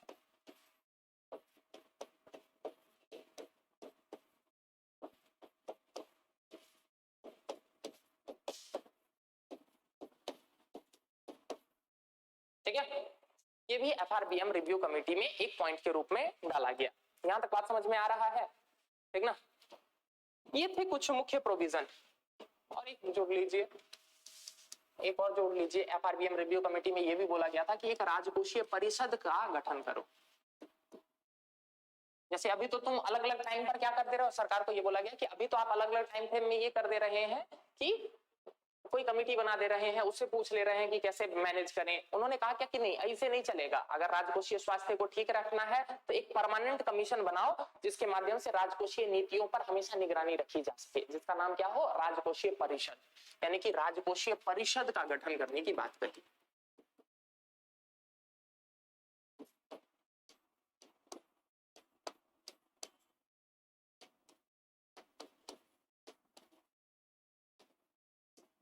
ठीक ना, राजकोषीय परिषद के गठन की बात कही गई। यहां तक बात समझ में आ रहा है? ठीक, तो ये थे मुख्य प्रोविजन किसके, एफआरबीएम रिव्यू कमेटी के। ठीक, अब जरा देखिए, बात तो ठीक किसने कहा, लेकिन फिर क्या आ गया, साल 2020 में आ गया कोरोना महामारी, कोरोना। ठीक ना, सिंपल सी बात है, आर्थिक अनिश्चितता थी, पूरा विश्व जो है वो लॉकडाउन की चपेट में चला गया, सारे उद्योग धंधे सब कुछ ठप पड़ गए। ठीक, सरकार की आय जो है वो गिरती चली गई। क्यों? क्योंकि जब उद्योग ही नहीं चलेगा तो उद्योग को प्रॉफिट कहां से हो गया, प्रॉफिट नहीं होगा तो वो टैक्स कहां से देगी। बात समझ में आ रहा है? लोगों की नौकरियां जाने लग गई। जब लोगों की नौकरियां ही जाने लग जाएगी तो लोग आय कहां से कमाएंगे, आय कम आएंगे तो आय कम आएगा लोगों के पास, तो लोग आयकर कहां से देंगे। सरकार की प्राप्ति फिर प्रभावित हो रही है। उत्पाद और क्या बोलते हैं, कंजम्पशन, लोगों का उपभोग जो है वो कम हो गया। सिंपल सी बात है, कल मेरे पास नौकरी थी तो मैं ज्यादा कंज्यूम कर रहा था, अब मेरे पास नौकरी ही नहीं है तो मैं अपने कंजम्पशन को जो है वो कम करूंगा ना। अब जरा सोच के देखिए, कंजम्पशन, जब भी हम कोई चीज खरीदते हैं तो उस पर लिखा रहता है ना कि MRP inclusive of all taxes, वो भी तो सरकार के पास जाता है ना। अब अगर हम अपना कंजम्पशन ही कम करते चले जाएंगे तो वो भी टैक्स जो सरकार को मिलता है इनडायरेक्टली वो भी नहीं मिल रहा है। तो यानी कि हर तरफ से क्या हो रहा है, सरकार की प्राप्तियां घटती जा रही है, सरकार की इनकम घटती जा रही है। तो ये बात समझ में आया ना, टैक्स नहीं मिल रहा, सरकार की प्राप्ति का सबसे बड़ा स्रोत तो कर ही होता है ना। तो सारे कर घटते जा रहे हैं क्योंकि प्रोडक्शन कम हो रहा है, लोगों का इनकम कम है, लोग जो है वो कंज्यूम कम कर रहे हैं, उपभोग कम कर रहे हैं, तो इसके कारण सरकार की प्राप्तियां कम होती जा रही है। दूसरी तरफ क्या है, सरकार के खर्चे बढ़ते जा रहे हैं। क्यों? क्योंकि समाज में जो है वो बेरोजगारी, भुखमरी और मतलब विपत्ति फैली हुई है, तो सरकार को बहुत सारी योजनाएं चलानी पड़ेगी। प्रधानमंत्री गरीब कल्याण अन्न योजना, पैसा बांटो, एलपीजी सिलेंडर दो, बहुत सारी योजनाएं चलानी पड़ेगी। तो आय कम होता जा रहा है और खर्च बढ़ता चला जा रहा है। बात समझ में आ रहा? तो यही क्या है, यानी कि सरकार का घाटा जो है वो बढ़ता चला गया।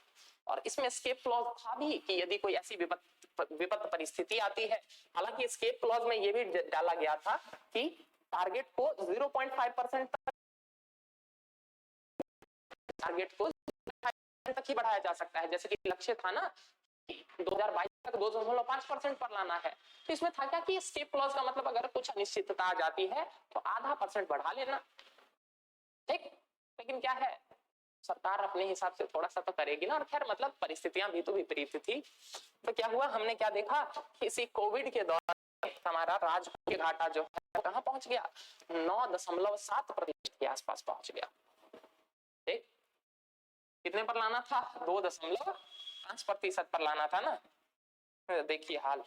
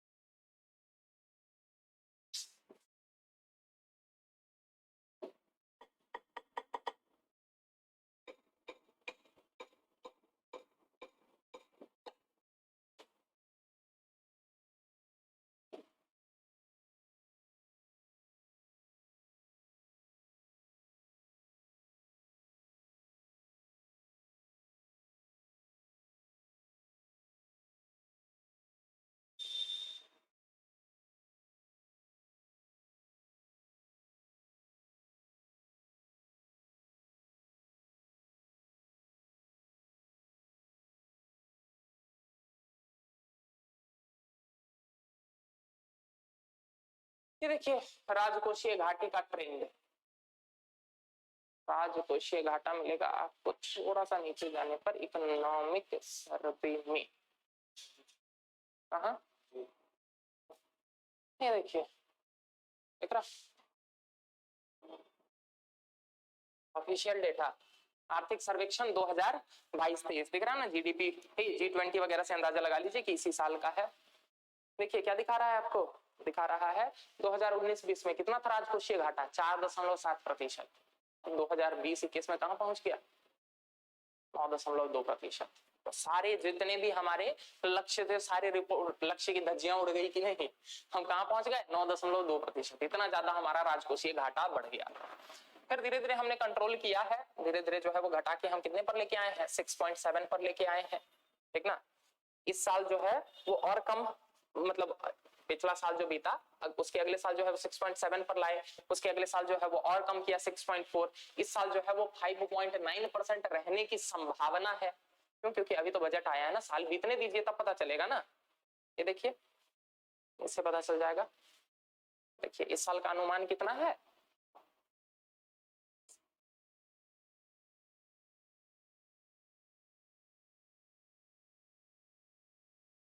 देखिए बजट अनुमान, ये जो अगला साल अभी जो चल रहा है ना, इसका अनुमान है कि इस साल जो है वो कितना रहेगा? 5.9% ऑफ जीडीपी। ठीक, इस साल के लिए अनुमान किया गया है। और आप लोगों को जब मैं बजट पढ़ा रहा था तो उस टाइम मैंने आपको अलग से ये भी बता रखा है क्या, कि अब नया सरकार का लक्ष्य क्या है? अब सरकार का लक्ष्य है कि 2005-6 तक इसको घटाकर कितना करना? जीडीपी का 4.5%। अब नया लक्ष्य हो गया, कितना करना है घटा के? 2025-26 तक इसको जीडीपी के 4.5% पर लाना है, ठीक ना। आप लोगों को पढ़ाया था बजट में लाइन, यूपीपीसीएस में पूछ भी रखा है। ठीक, तो नया लक्ष्य चेंज कर दिया गया। और क्या ये है? क्या पूरा आपका, ये है आपका एफआरबीएम एक्ट, या जिसको हम क्या कहते हैं? Fiscal responsibility and budget management act. ये था पूरा कहानी एफआरबीएम एक्ट के संदर्भ में। यहां तक क्लियर है? यहां तक क्लियर है ना? चलिए, तो जब ये क्लियर है तो आगे बढ़ते हैं अगले टॉपिक की तरफ। अगला टॉपिक क्या है? अगला टॉपिक है राजकोषीय सुदृढ़ीकरण।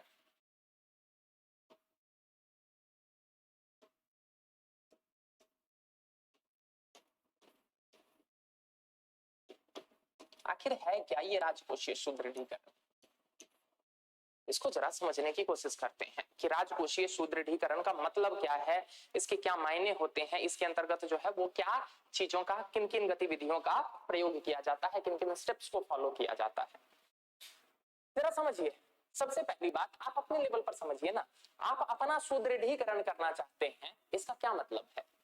अगर आप वित्तीय रूप से अपने आप को सुदृढ़ करना चाहते हैं तो इसका क्या मतलब होता है? इसका मतलब होता है कि आप अपने फिजूल खर्चों को कम करना चाहते हैं, ठीक ना। और जहां जरूरत की चीजें हैं वहां पर खर्च करना चाहते हैं, ताकि आपकी आय, आपकी संपत्ति और ज्यादा बढ़े, ताकि आप किसी भी तरह के जो है वो वित्तीय संकट में ना पड़े। अगर आप फिजूल खर्च कर रहे हैं, बिना मतलब का पैसा इधर उधर खर्च कर रहे हैं, तो क्या हो जाएगा? आज नहीं तो कल आप वित्तीय संकट में पड़ सकते हैं। तो सिमिलरली राजकोषीय सुदृढ़ीकरण का भी यही उद्देश्य होता है कि सरकार अपने गैर जरूरी खर्चों को कम करे, जहां पर खर्च करने का कोई फायदा नहीं है उसको कम करे, और क्या करे कि अपने आय को बढ़ाए ताकि जन कल्याण में खर्च कर सके। बात समझ में आ रहा ना? ऐसे क्षेत्रों में निवेश करे, ऐसे जगहों पर पैसा लगाए जिससे देश का विकास हो, आर्थिक समृद्धि हो और लोगों का विकास हो, उस देश के जितने भी नागरिक हैं उनका विकास हो। यही क्या कहलाएगा? यही कहलाएगा राजकोषीय सुदृढ़ीकरण। लाइन, एक लाइन में समझ में आया? राजकोषीय सुदृढ़ीकरण का मतलब क्या है? सरकार के गैर जरूरी खर्चों में कमी लाना,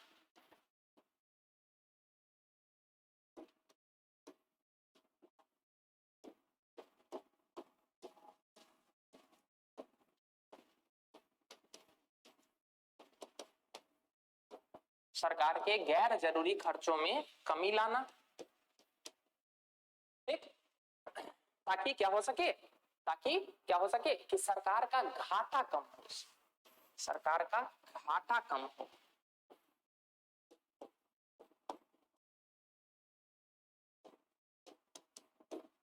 ठीक ना। एक लाइन में यदि हम समझे कि राजकोषीय सुदृढ़ीकरण का क्या मतलब है, तो सरकार के घाटों में कमी लाना, ये है राजकोषीय सुदृढ़ीकरण का सबसे प्रमुख उद्देश्य। कि क्यों आवश्यक है? ये आवश्यक इसलिए है कि जरा आप सोच के देखिए, मैंने आपको ये एग्जांपल पहले भी दे रखा है कि घाटा यदि नियंत्रण में है तब तो ठीक है, ठीक ना। मान के चलिए मेरी इनकम पर मंथ की, मेरी इनकम मान के चलिए यदि मान लेते हैं कि 25,000 रुपया है, ठीक, और मेरे ऊपर मान के चलिए 2,000 रुपया का जो है वो किसी से कर्ज है, तो ये नियंत्रण में है, मैं क्या कर सकता हूँ? आराम से उसको चुका सकता हूँ, ठीक ना। तो घाटा होना बुरा नहीं होता है, घाटा नियंत्रण में है तो कोई दिक्कत नहीं है।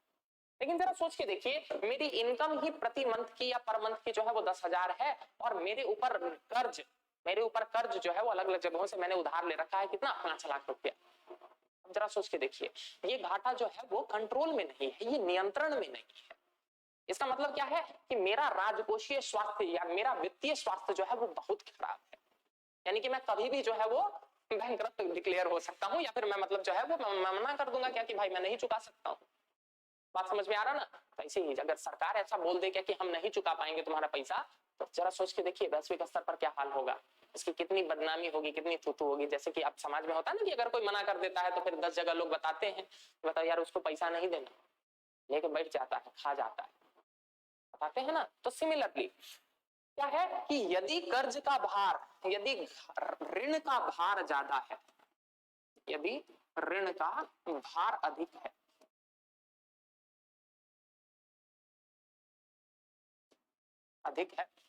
तो इससे क्या होगा, ऋण का भार अधिक होने से क्या हो जाएगा कि सरकार का ब्याज भुगतान में खर्च ज्यादा हो रहा है, सरकार का ब्याज में खर्च ज्यादा हो रहा है। अरे सिंपल सी बात है।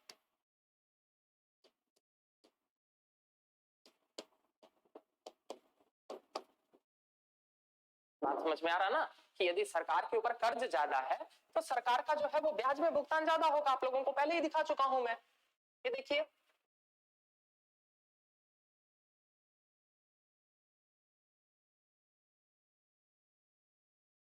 दिखा चुका हूं ये वाला इमेज पहले ही। मैं क्या दिखा रहा है, रुपया कहां से आता है कहां जाता है। रुपया जहां से आता है, भारत में यदि 1 रुपया टोटल अगर भारत सरकार कमाती है तो उसमें से 34 पैसा कैसे आ रहा है, ये देखिए उधार से आ रहा है।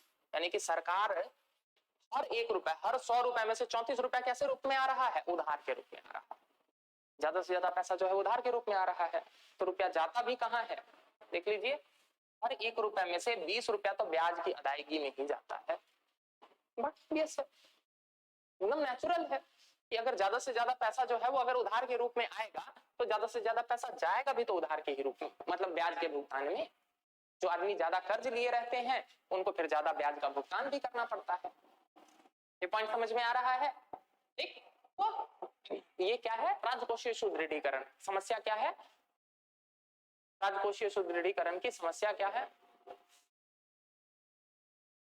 राजकोषीय सुदृढ़ीकरण की समस्या ही यही है कि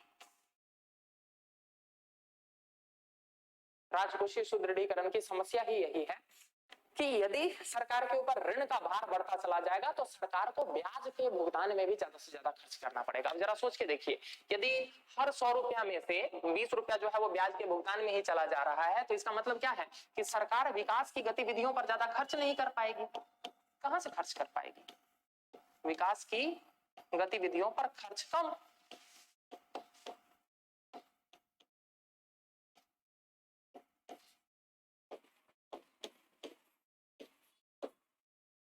ये पॉइंट समझ में आ रहा, विकास की गतिविधियों पर खर्च कम, क्योंकि ब्याज में ही ज्यादा पैसा जा रहा है।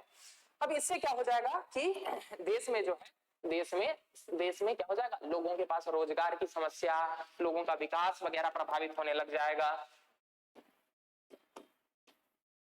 विकास प्रभावित होगा,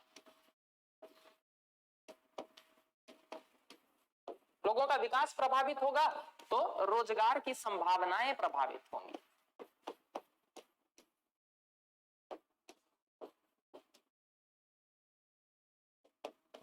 संभावनाएं प्रभावित होंगी।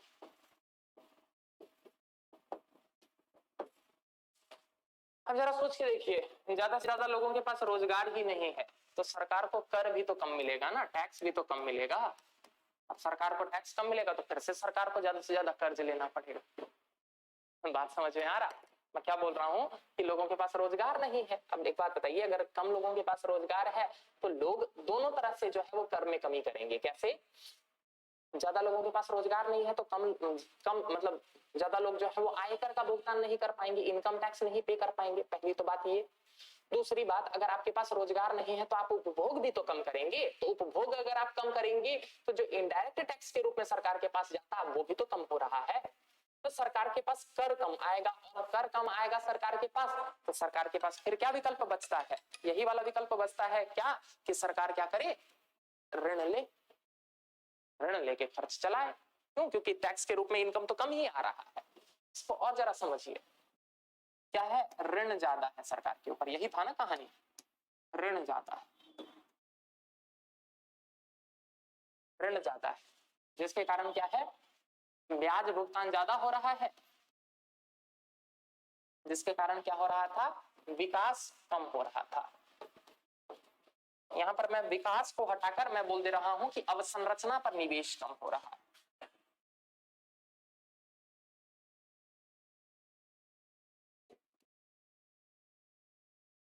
कोई दिक्कत नहीं? तो सरकार के पास पैसा ही नहीं है, या फिर मान के चलिए ज्यादा से ज्यादा पैसा जो है उसका तो ब्याज चुकाने में ही चला जा रहा है, तो कहां से सड़कें बनवाएंगी सरकार? कहां से ब्रिज बनेगा? कहां से बांध बनेगा? तो यानी कि अवसंरचना पर जो निवेश होना चाहिए था ना, वो कम हो रहा है। अब जरा सोच के देखिए, यदि अवसंरचना पर निवेश कम होगा तो इसका क्या मतलब है? इसका क्या मतलब है? देश में जो है वो उद्योग वगैरह कम लगेंगे। क्यों? क्योंकि इंडस्ट्री के लिए आवश्यक है इंफ्रास्ट्रक्चर। अगर आप इंफ्रास्ट्रक्चर ही नहीं प्रोवाइड कीजिएगा तो कैसे हो जाएगा? वहां पर कोई इंडस्ट्री आएगी ही नहीं, इंडस्ट्रीज की संख्या कम रहेगी। अब जरा समझिए, अगर उद्योग कम आएंगे तो इसका मतलब क्या होगा? उत्पादन कम होगा, उत्पादन कम होगा। तो सिंपल सी बात है, 5 फैक्ट्री लगती तो उत्पादन ज्यादा होता, 2 फैक्ट्री है तो उत्पादन कम है। अब जरा समझिए, अगर उत्पादन कम है तो सबसे पहली बात तो क्या हो जाएगा? यहीं पर निकाल लीजिए कि यानी कि देश की जीडीपी कम रहेगी। जीडीपी का कैलकुलेशन ही ऐसे होता है, हम क्या बोलते हैं? ग्रॉस डोमेस्टिक प्रोडक्ट, यानी कि सकल घरेलू उत्पाद। एक साल में एक देश की सीमा में जितना ज्यादा उत्पादन होगा उस देश की जीडीपी उतनी ज्यादा होगी। हम क्या कह रहे हैं कि सरकार के ऊपर कर्ज इतना ज्यादा है कि वो ब्याज के भुगतान के कारण अब संरचना पर निवेश नहीं कर पा रही है, जिसके कारण उत्पादन कम रह जा रहा है। Clear point?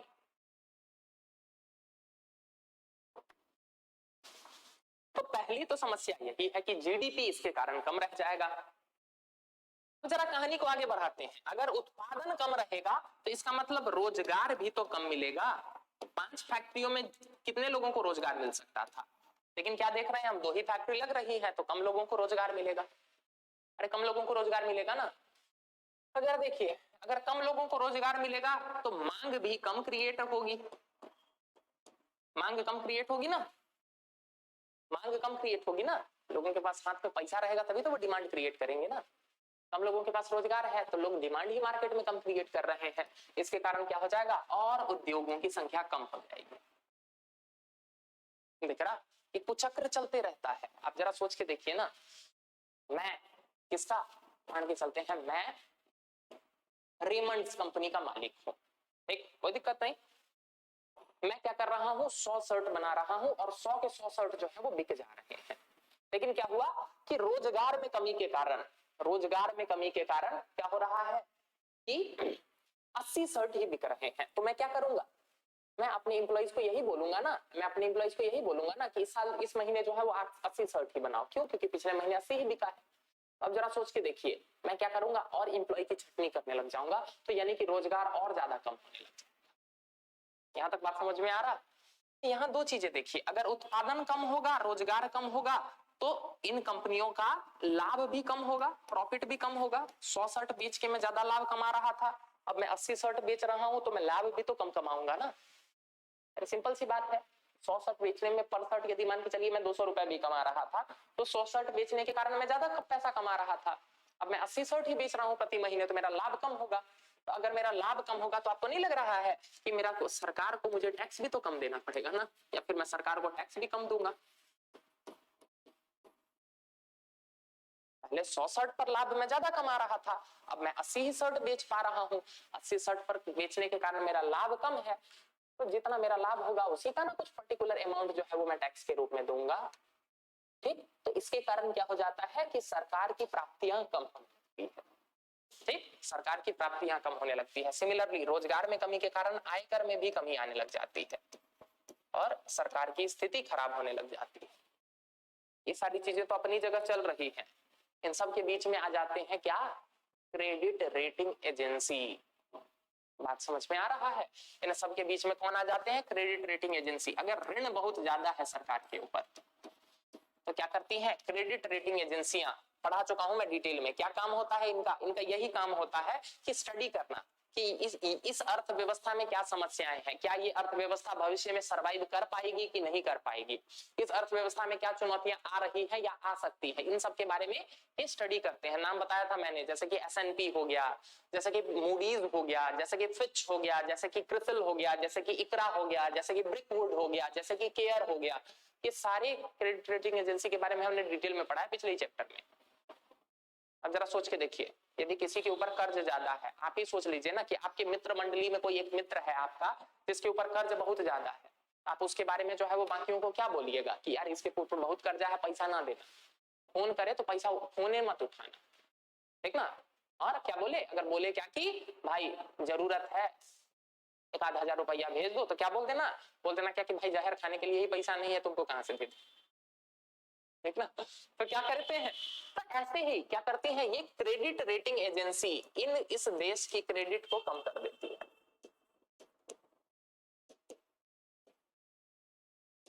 कम कर देती है, ठीक ना।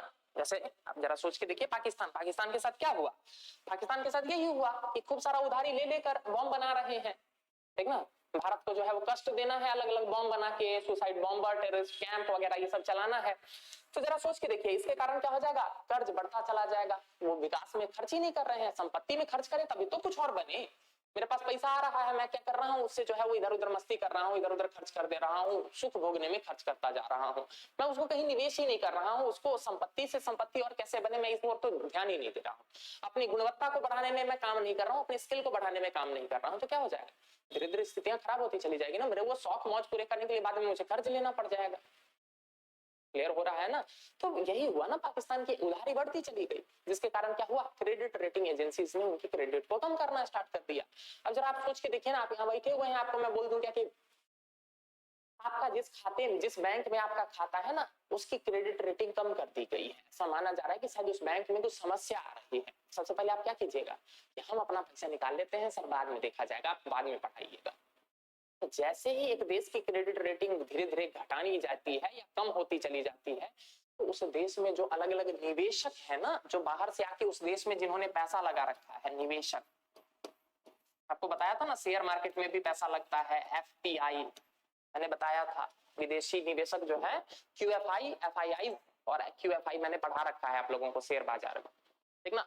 तो निवेशक जो है वो क्या करते हैं, पैसा निकालने लग जाते हैं, बहुत तेजी से पैसा निकालने लग जाते हैं, पैनिक हो जाता है ना। जरा सोच के देखिए कि यदि निवेशक जो है वो भारी मात्रा में जो है वो पैसा निकालने लग जाएंगे, तो इससे क्या हो जाएगा, इससे क्या हो जाएगा, इससे उस देश की अर्थव्यवस्था पर नकारात्मक प्रभाव पड़ेगा, ठीक ना। कोई नया निवेशक जो है वो वहां पर पैसा लगाना नहीं चाहेगा, ठीक। कोई नया निवेशक जो है, जो अंदर वाले हैं वो तो भागने लग जाएंगे, और नए निवेशक जो है वो पैसा लगाना नहीं चाहेंगे।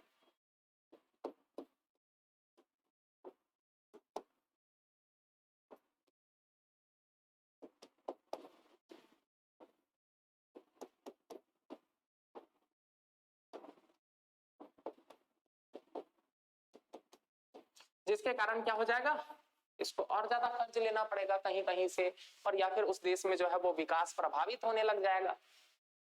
इसी कारण क्या कहा जाता है, इसी कारण कहा जाता है कि कर्ज लेना जो है वो बहुत ज्यादा अच्छा नहीं है, या फिर क्या है कि कर्ज को नियंत्रण में रखना आवश्यक है। ठीक, दोनों पॉइंट समझिएगा, मैं दोनों बातें बताता जा रहा हूं साथ साथ आपको कि राजकोषीय घाटा ठीक है लेकिन नियंत्रण में रहना आवश्यक है, लेकिन राजस्व घाटा बिल्कुल भी ठीक नहीं है, यानी कि वो शून्य होना चाहिए, ठीक ना। स्वर्णिम नियम, राजकोषीय सुदृढ़ीकरण का स्वर्णिम नियम कहता ही यही है कि कितना राजस्व घाटा जो है वो शून्य होना चाहिए या फिर 0 होना चाहिए।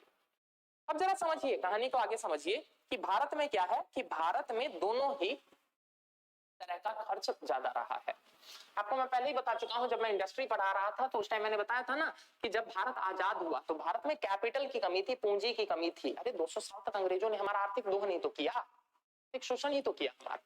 तो इस कारण से भारत में पूंजी की व्यापक कमी थी। इस पूंजी की कमी के कारण सरकार को निवेशक की भूमिका खुद निभानी पड़ी।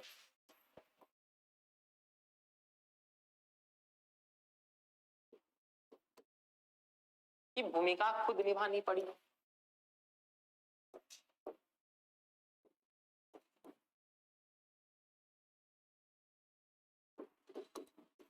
इस कारण से सरकार का पूंजी व्यय और राजस्व व्यय दोनों जो है वो काफी ज्यादा रहा। ठीक ना। सरकार को औद्योगिकरण या अवसंरचना निर्माण के लिए क्या करना पड़ा, अलग अलग जगहों से ऋण लेना पड़ा। तो इस कारण से भारत सरकार में क्या हमें देखने को मिलता है कि राजस्व और पूंजी व्यय दोनों जो है वो काफी उच्च रहा। पूंजी व्यय क्यों उच्च रहा? पूंजी व्यय इसलिए उच्च रहा क्योंकि अवसंरचना निर्माण जो है वो सरकार की जिम्मेदारी रही। सड़कें बनाना, पुल बनवाना, बांध बनवाना, ये सब पर खर्च कौन करते रहे? सरकार। आप लोगों को मैं बता रखा हूं पूंजी व्यय, सरकारी हॉस्पिटल बनवाना, सरकारी अस्पताल बनवाना, ये सारे खर्चे किसमें आते हैं? ये सारे खर्चे आते हैं पूंजी व्यय में। ठीक ना, मैं बता चुका हूं पहले ही। तो पूंजी व्यय पर भी सरकार का खर्च ज्यादा रहा। साथ ही साथ राजस्व व्यय पर भी सरकार का खर्च ज्यादा रहा। राजस्व व्यय का क्या मतलब है? जो दैनिक गतिविधियों में खर्च होता है, जैसे कि एग्जाम्पल के रूप में मैंने बता रखा है अलग अलग सरकारी योजनाओं में जो खर्च हो, ठीक ना, सब्सिडी के रूप में खर्च हो। सब्सिडी, भारत में सब्सिडी मिलती है ना, पीडीएस वगैरह में देखा आप लोगों ने, राशन कार्ड, अरे जो राशनिंग सिस्टम है जो आजादी के बाद से चल रहा है वो सब्सिडी पर ही तो आधारित है। इसके अलावा भारत में आप जानते ही हैं फ्यूल पर सब्सिडी, इसके अलावा क्या है फर्टिलाइजर यानी कि उर्वरकों पर सब्सिडी। ये सारी जो सब्सिडियां हैं ये राजस्व व्यय का हिस्सा कहलाते हैं ना। मैं बता चुका हूं, जाके पिछले वीडियोस देखिएगा, मैं क्लियर कर चुका हूं ये सारी चीजें। राजस्व व्यय किसको कहते हैं, पूंजी व्यय किसको कहते हैं। ठीक, तो इसके कारण भारत में जो है वो सरकार पर व्यय का बोझ जो है वो आजादी के बाद से ही ज्यादा रहा। इस कारण से क्या भारत में देखने को मिलता है कि सरकार घाटे में रही है। निरंतर सरकार जो है वो भारत में घाटे में रही है। इतना ही नहीं, इसके पीछे रीजन और भी है कि भारत में टैक्स कंप्लायंस या फिर कर प्रणाली ये भी काफी जटिल रही है, काफी जटिल रही है। आपको बताया ना कि भारत में टैक्स कलेक्शन जो है वो 17% ऑफ जीडीपी के आसपास हो पाता है। मतलब सरकार के मतलब जीडीपी, देश की जीडीपी का मात्र 17% के आसपास जो है वो टैक्स कलेक्शन हो पा रहा है। ठीक, तो यानी कि भारत में भ्रष्ट प्रथा या फिर आप ये बोल सकते हैं काला धन या फिर भ्रष्टाचार, इन सब समस्याओं के कारण क्या है, टैक्स कंप्लायंसेस यानी कि कर के माध्यम से जो सरकार को संपत्ति की प्राप्ति होती है उसमें भी कमी देखी गई। अब जरा सोच के देखिए, प्राप्त कम होगा, खर्च ज्यादा होगा, तो आप अंदाजा लगा लीजिए सरकार तो निरंतर घाटे में ही रहेगी ना। आपको जानकर आश्चर्य होगा कि सरकार, भारत में जितने भी मतदाता है ना, वोट डालने वाले, उसमें से मात्र 7% ही हैं, कुल मतदाताओं में से मात्र 7% ही हैं जो टैक्स पे करते हैं।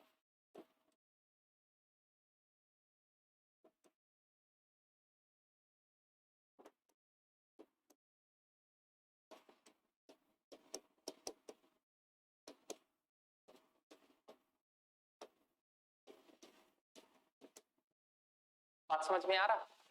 मात्र 7% लोग जो भारत में वोट तो डालते हैं, लेकिन मात्र 7% क्या करते हैं, वोट ये क्या करते हैं, टैक्स पे करते हैं। यदि हम पूरे भारत की आबादी को यदि बेंचमार्क मान लेना तो आपको जानकर और ज्यादा आश्चर्य होगा कि भारत की कुल आबादी का मात्र 2% आयकर अदा, ना। यहाँ पर टैक्स पे करने का मतलब वो वाला है, आयकर। क्योंकि इनडायरेक्ट टैक्स तो हम सब पे करते ही है ना। बिस्कुट खरीदने जाते हैं तो 5 रुपया जो लिखा रहता है उसमें इंक्लूसिव ऑफ ऑल टैक्सेस रहता है। आयकर की बात कर रहा हूँ। ये दूसरा पॉइंट भी लिख लीजिएगा कि कुल आबादी का मात्र 2%।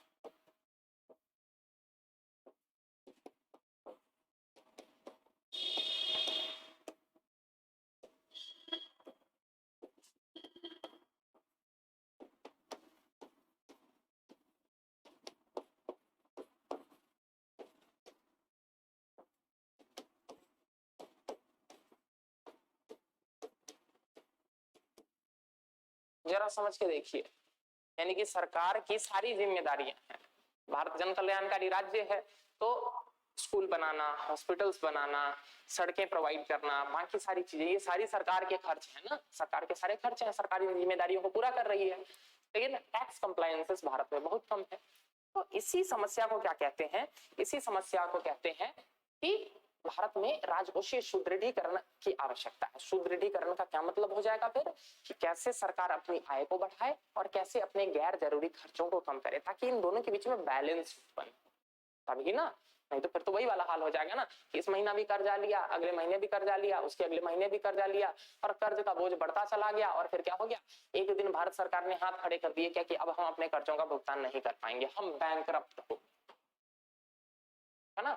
श्रीलंका में क्या हाल हुआ, यही हाल हुआ ना। श्रीलंका की गवर्नमेंट या श्रीलंकन अर्थव्यवस्था जो है उसने बोल दिया क्या कि हमारे पास है ही नहीं पैसा, हम कैसे वापस करते हैं पैसा, हमारे पास पैसा ही नहीं है चुकाने के लिए। ऐसे में क्या होता है, वो देश जो होती है वो बैंकरप्ट, दिवालिया घोषित हो जाती है। पाकिस्तान है ना अभी कगार पर, उसी कगार पर पहुंचा हुआ दिवालिया घोषित होने के। ठीक, तो इसीलिए राजकोषीय सुदृढ़ीकरण आवश्यक है कि क्या करो, अपने आय को बढ़ाओ और अपने खर्चों को कम करो। खर्चों में भी आप टू बी मोर प्रिसाइज आप मेंशन कीजिएगा कि गैर जरूरी खर्चों को कम करो।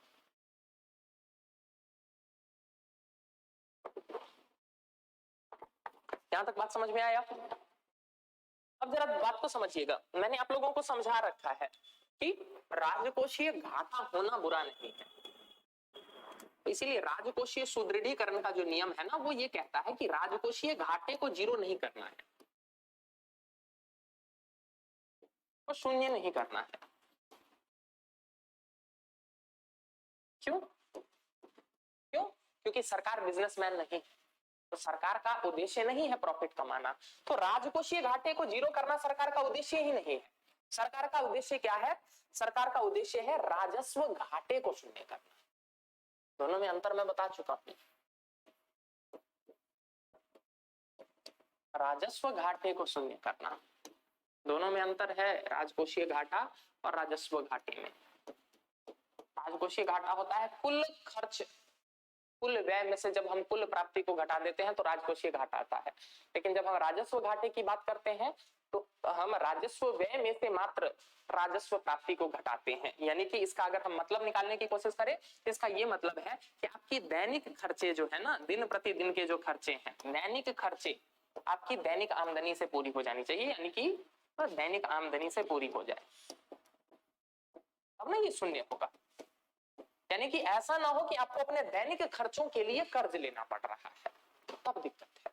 आपके दैनिक खर्चे जो है वो आपकी दैनिक आमदनी से पूरी हो जानी चाहिए। जैसे मेरा हर महीने का जो खर्च है कि मान के चलिए मैं अगर कहीं रह रहा हूं तो मान के चलिए मुझे हाउस रेंट देना पड़ रहा है, या मान के चलिए मेरे पेट्रोल व्हीकल का फ्यूल का खर्च, मेरा बाकी जरूरी खान पान में मेरे कपड़े लगते, उन जो भी मेरे जो दैनिक खर्चे हैं जो हर महीने होने वाले हैं, ये मेरे सैलरी से पूरी होनी चाहिए।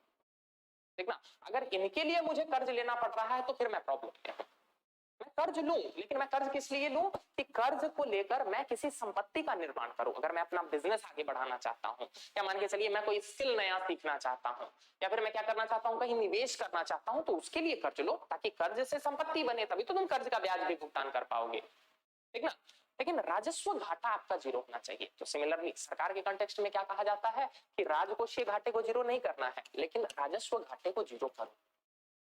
क्यों? क्योंकि अगर राजस्व घाटा जीरो नहीं होगा तो इसका सिंपल सा क्या मतलब है कि तुम कर्ज लोगे अपने लोगों को सैलरी देने के लिए, क्या करोगे, तुम कर्ज लोगे सब्सिडी देने के लिए, तुम कर्ज लोगे सरकारी योजनाएं चलाने के लिए, तुम कर्ज लोगे सरकारी संपत्तियों को मेंटेन करने के लिए। तो एक बात बताओ, ये चीजें तो हर साल होती रहेगी, तो तुम तो कर्ज ही लेते रहोगे, अपना कर्ज का बोझ बढ़ता चला जाएगा। तो ये वाले तुम्हारे खर्चे जो है वो उससे निपट जाने चाहिए। जरा समझ, राजकोषीय घाटे या राजकोषीय सुदृढ़ीकरण के अंतर्गत क्या उपाय सुझाए जाते हैं, कैसे कम किया जाएगा। सबसे बढ़िया सुझाव आता है, मतलब कुछ जो प्रमुख सुझाव आते हैं, इसके क्या क्या सुझाव है, जरा सुझावों की बात करें तो एक सुझाव आता है कि मंत्रालयों को कम करना, ठीक ना, मंत्रालयों को कम करना एक बढ़िया सुझाव आता है। बोला जाता है ना भारत में कि हर एक मंत्रालय, हर एक मंत्री जो है एक सफेद हाथी है, ठीक ना।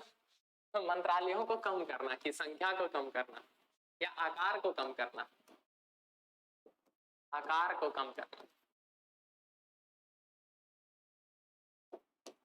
एक सुझाव दिया जाता है। जरा सोच के देखिए, जितने मंत्रालय उतने एम्प्लॉइज, पूरा एक नया स्ट्रक्चर उसके लिए, उतने सारे प्रोटोकॉल, जितने मंत्री साहब रहेंगे तो बट ऑब्वियस है कि फिर पूरा व्यवस्था उनके लिए देना होगा, भौकाल वगैरह वाला। तो इसलिए क्या कहा जाता है कि मंत्रालयों की संख्या को कम करो या मंत्रालयों के आकार को कम करो। पहला तो सुझाव यही दिया जाता है। दूसरा सुझाव दिया जाता है अधिकारी तंत्र को कम करना, अधिकारी तंत्र को न्यूनतम रखना, जितने में पूरा आपका देश आराम से चल जाए, अधिकारी तंत्र को न्यूनतम रखना। ये भी एक सुझाव दिया जाता है। अधिकारियों में भी तो बहुत सारा चोचला है, बहुत सारा खर्च है बिना मतलब वाला। आवास दो, फिर मेंटेनेंस दो, बाकी रहने के लिए जो है उनको कई सारे जो है वो नियुक्त करो, बिना मतलब के बहुत सारे खर्च। हाँ, आप लोग भी बनिएगा तो आप लोगों का भी बढ़ जाएगा ना तिथि में फिर सारा। तो राजकोषीय सुदृढ़ीकरण के अंतर्गत ये भी कहा जाता है कि अधिकारी तंत्र को इतने न्यूनतम स्तर पर रखो जितने में आपका देश चल जाए, बिना मतलब का अधिकारियों को ना बढ़ाओ, क्योंकि खर्च बढ़ेंगे, बेफिजूल के खर्च बढ़ेंगे। ठीक ना। अगला क्या बोला जाता है? बोला जाता है कि कल्याणकारी योजनाएं जो बहुत ज्यादा प्रभावशाली नहीं रह गई है उनको समाप्त कर दो। क्या? कम प्रभावी या निष्प्रभावी, कम प्रभावी योजनाओं को, कल्याणकारी योजनाओं को समाप्त कर दो।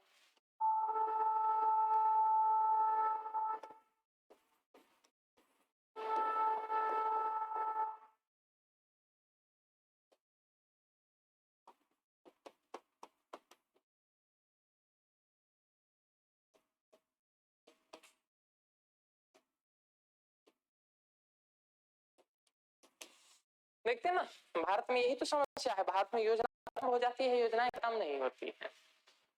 ठीक ना। क्यों? क्योंकि वही वाली कहानी चलती है ना कि बिल्ली के गले में घंटी बांधेगा कौन? एक तो कौन खत्म करेगा, कौन जो है वो जनता को जो है वो परेशान करेगा। ठीक, तो मतलब वो होता है ना, भावनाएं जुड़ जाती है ऑल दैट। तो राजकोषीय सुदृढ़ीकरण का नियम क्या कहता है कि ऐसी योजनाएं जो अब काम की नहीं रह गए हैं उनको जो है वो समाप्त करो। अगला देखिए, अगला सुझाव क्या दिया जाता है? अगला सुझाव दिया जाता है क्या? अगला सुझाव देता है कि कर कानूनों को अच्छा बनाओ, कर कानूनों को सशक्त करो,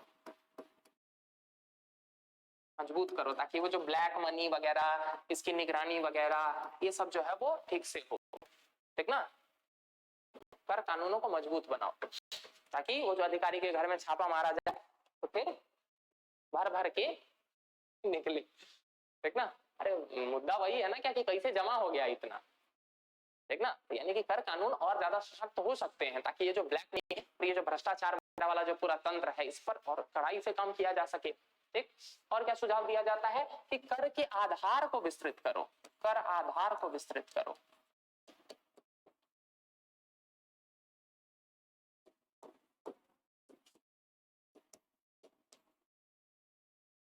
मतलब क्या है कर आधार को विस्तृत करो का? कि टैक्स रेट ना बढ़ाओ, ज्यादा से ज्यादा लोगों को कर के दायरे में लाओ। ठीक ना। मैंने बताया था पिछली भी क्लास में कि अगर कोई देश जो है ना वो निरंतर टैक्स रेट बढ़ाते रहता है तो उस देश में टैक्स चोरी की संभावना बढ़ सकती है।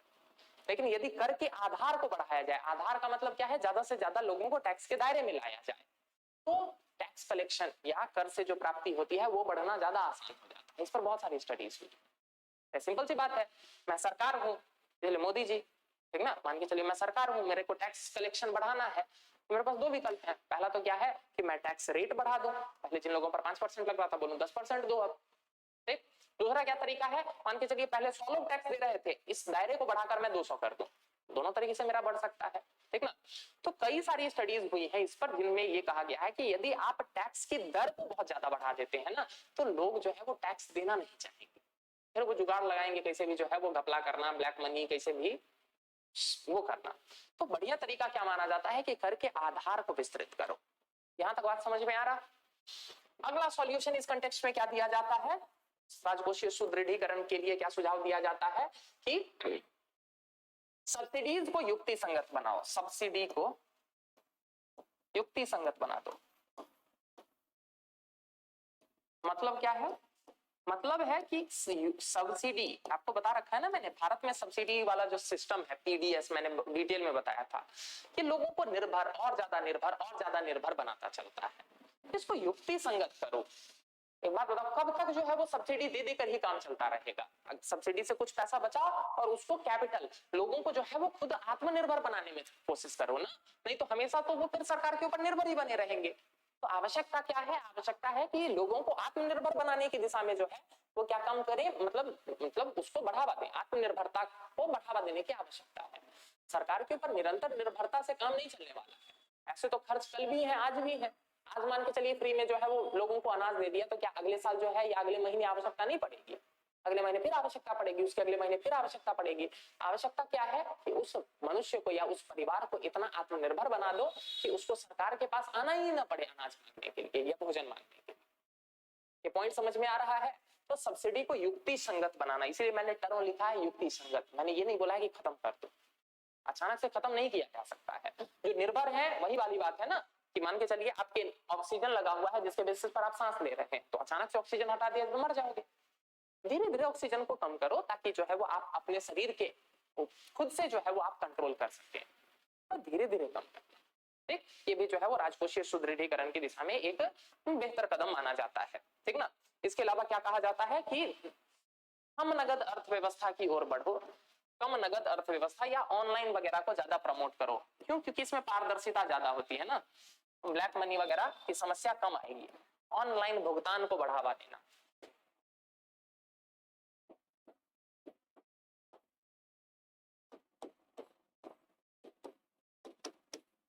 क्यों? क्योंकि ऑनलाइन भुगतान वगैरह जो होता है ना, इसको ट्रैक कर पाना, इसको ट्रेस कर पाना आसान होता है। मैंने जब आप लोगों को सोवरेन गोल्ड बॉन्ड स्कीम पढ़ाया था उस टाइम बताया था ना कि सोना में निवेश जो है वो ऑनलाइन होना चाहिए। क्यों? क्योंकि नहीं तो ब्लैक मनी से सोना खरीद के पता चले बिस्कुट भरे हुए हैं घर में सोना वाला, वो नहीं। आपको बताया था मैंने कि 20,000 से ज्यादा का अगर आपको सोना करना है, गोल्ड बॉन्ड खरीदना है, तो सरकार ने क्या कह रखा है कि आपको ऑनलाइन भुगतान करना होगा, कैश में नहीं चलेगा। ठीक, इसलिए ऑनलाइन भुगतान को बढ़ावा देना ये भी एक बढ़िया तरीका होता है। इससे क्या होता है कि वो जो टैक्स चोरी वगैरह या ब्लैक मनी वगैरह वाली जो समस्या है उसके ऊपर इसके माध्यम से भी नियंत्रण स्थापित करने का प्रयत्न होता है। इस कंटेक्स्ट में कुछ अर्थशास्त्री ये भी सुझाव देते हैं कि आवधिक विमुद्रीकरण भी एक बढ़िया तरीका होता है। आवधिक विमुद्रीकरण,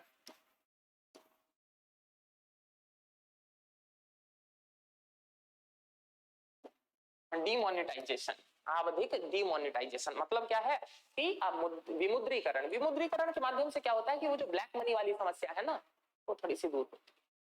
जैसे कि अभी 2000 वाला नोट जो है दिख रहा है ना, तो जिन लोगों ने जो अटैची भर भर के रख रखा है उन सबको टेंशन हो रहा है कि कैसे किया जाएगा इसका व्यवस्था, ठीक ना, कैसे जो है वो डाला जाएगा। क्यों? क्योंकि बहुत जाएगा जब बैंक में, फिर पूछा जाएगा ना कि कहां से। नुकसान होता है, सरकार को नुकसान होता है, थोड़ा सा कैपिटल फ्लो वगैरह या डिसरप्शंस वगैरह क्रिएट होते हैं नए नोट छापने वगैरह में। लेकिन वही बात है ना कि बेहतर के लिए कुछ नुकसान तो झेलना पड़ेगा ना।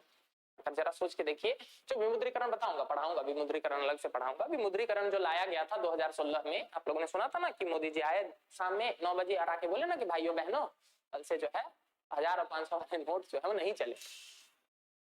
एक बात है, नुकसान तो हुआ, समस्याएं तो हुई, लेकिन उद्देश्य क्या था? उद्देश्य था वो टेरर फाइनेंसिंग, जो ब्लैक मनी वाली जो पैरेलल इकोनॉमी चलने लग गई थी, जो काले धन की जो है वो समानांतर अर्थव्यवस्था चलने लग गई थी, उस पर नियंत्रण करना, उस पर नियंत्रण करना। ये बात समझ में आया? इसके अलावा क्या था इसका उद्देश्य? इसका उद्देश्य ये था कि ये जो ब्लैक, ये जो जाली नोट वाली जो अर्थव्यवस्था चल रही है इसको भी दूर करना। तो इसीलिए कई अर्थशास्त्री इसको भी सजेस्ट करते हैं कि आप देखो कुछ कुछ समय पर विमुद्रीकरण वगैरह होते रहना चाहिए। इससे क्या है कि ये जो ब्लैक मनी की अर्थव्यवस्था चल रही होती है चौपट हो जाती है, समाप्त हो जाती है। या फिर साथ साथ जो वो जाली नोटों वाला जो एक पूरा प्रक्रम चल रहा होता है उस पर भी कर्ब होता है, उस पर भी नियंत्रण लाया जाता है, ठीक ना। तो इन सब के माध्यम से क्या किया जा सकता है? राजकोषीय सुदृढ़ीकरण को बढ़ावा दिया जा सकता है, ठीक ना। तो ये था आपका राजकोषीय सुदृढ़ीकरण से संबंधित पूरी कहानी। यहां तक बात समझ में आया? इसी से संबंधित एक और छोटा सा टर्म है वो आज देख लीजिए, फिर बाकी हम कल पढ़ेंगे और कल हम आगे इसके बारे में बात करेंगे। लगभग इसी से मिलता जुलता टर्म है, वो क्या है? राजकोषीय सक्रियतावाद, इसको कहते हैं फिस्कल एक्टिविज्म।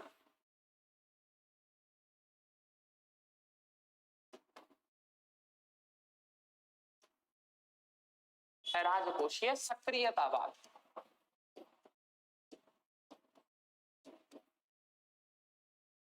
Fiscal activism.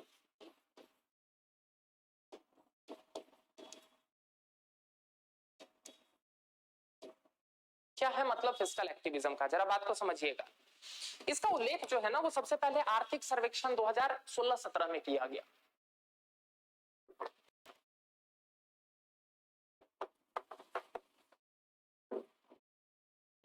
इसकी चर्चा सबसे पहले आर्थिक सर्वेक्षण, इकोनॉमिक सर्वे 2016-17 में की गई। सर्वेक्षण 2016-17 में की गई।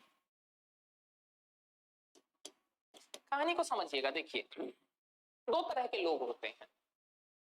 पहले लोग वो होते हैं जो आने वाली समस्या उसको पहले से प्रीएम्प्ट करके क्या करते हैं, कोशिश करते हैं कि उसको दूर करने का, या अगर वो समस्या आएगी तो मेरे पास क्या विकल्प होंगे उसके बारे में मैं सोचूं। ऐसे लोगों को कहा जाता है प्रोएक्टिव।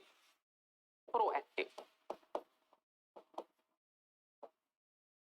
मतलब समझ में आया? मतलब क्या है कि हम पहले से ही अनुमान लगा दें कि अच्छा एग्जाम आने वाला है या 1 साल बाद मैं ये करने वाला हूं, ये मेरे खर्च हो सकते हैं, तो उसके लिए आप पहले से ही तैयारी करते हैं। ठीक ना? प्रोएक्टिव, ऐसे लोगों को क्या कहा जाता है? प्रोएक्टिव। ठीक ना? मान के चलिए मैं ऐसे क्षेत्र में रह रहा हूं जहां पर भूकंप वगैरह की संभावना रहती है, तो मैं क्या करूं, पहले से ही इस तरह का घर बनवाऊं जहां पर जो है वो भूकंप आए भी तो समस्या कम हो। ऐसे लोगों को कहा जाता है अग्र सक्रिय। अग्र सक्रिय या प्रोएक्टिव। दूसरे तरह के लोग ऐसे होते हैं जिनको कहा जाता है रिएक्टिव। रिएक्टिव का क्या मतलब है कि समस्या उत्पन्न हो जाने के बाद जो प्रतिक्रिया लेते हैं। ठीक ना? भूकंप आ गई, अब क्या प्रतिक्रिया लेना, मान के समझ में आ रहा है? तो ऐसे लोगों को कहा जाता है रिएक्टिव। Proactive, reactive. प्रोएक्टिव कौन होते हैं? जो पहले से ही तैयार रहते हैं समस्या के लिए।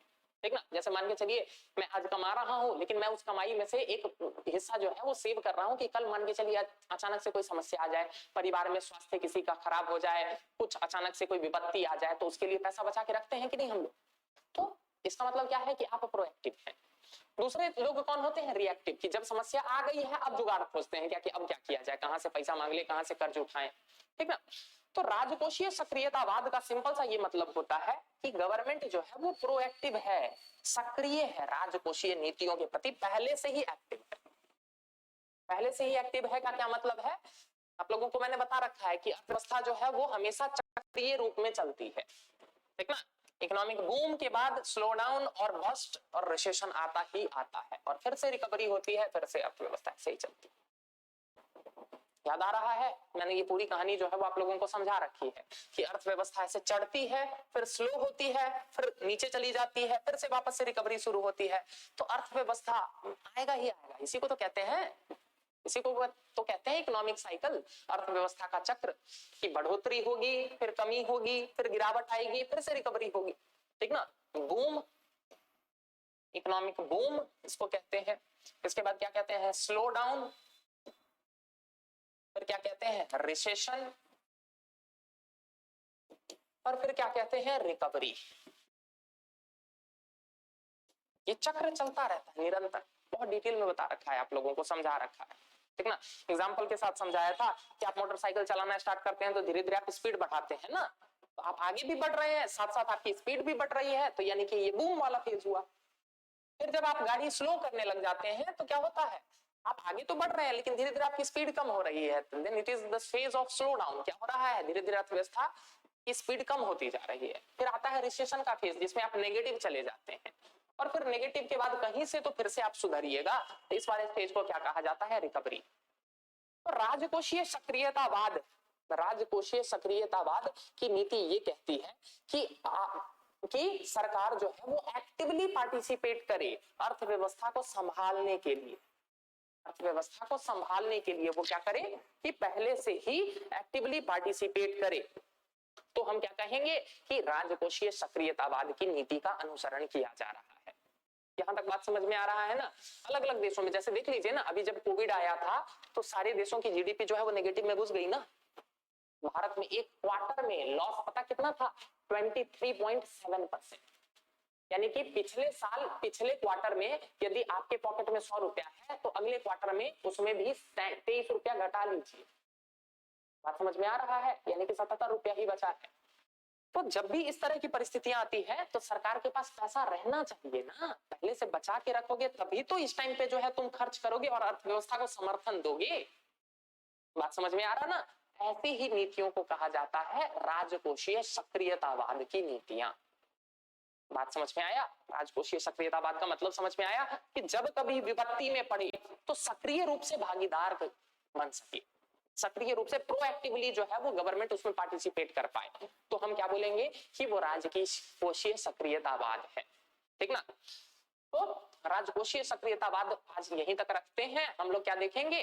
कल की क्लास में देखेंगे कि राजकोषीय सक्रियतावाद किया कैसे जाता है।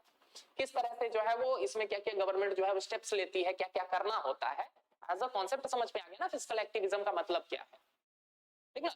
तो कोई नहीं, आज की क्लास जो है उसमें बहुत सारे महत्वपूर्ण टर्म थे, जैसे कि हमने समझा एफआरबीएम एक्ट क्या था, हमने समझा fiscal sector legislative reform commission क्या था, उसका क्या उद्देश्य था, क्या रिकमेंडेशंस थे, ठीक ना।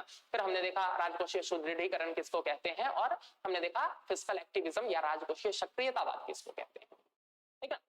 कल की क्लास में जहां तक मुझे लग रहा है फिस्कल सिस्टम जो है वो कंप्लीट हो जाएगा। कल अगर नहीं भी होगा तो परसों मतलब नेक्स्ट क्लास तक, नेक्स्ट क्लास तक जो है वो आपका फिस्कल सिस्टम चैप्टर कंप्लीट हो जाएगा। फिर हम लोग बढ़ेंगे टैक्सेशन की तरफ, कर व्यवस्था को समझने की कोशिश करेंगे। तो चलिए कोई नहीं, आज की क्लास को जो है वो एक बार ठीक से रिवाइज कर लीजिएगा। आज की क्लास को यहीं तक रोकते हैं। आप सभी का बहुत बहुत धन्यवाद।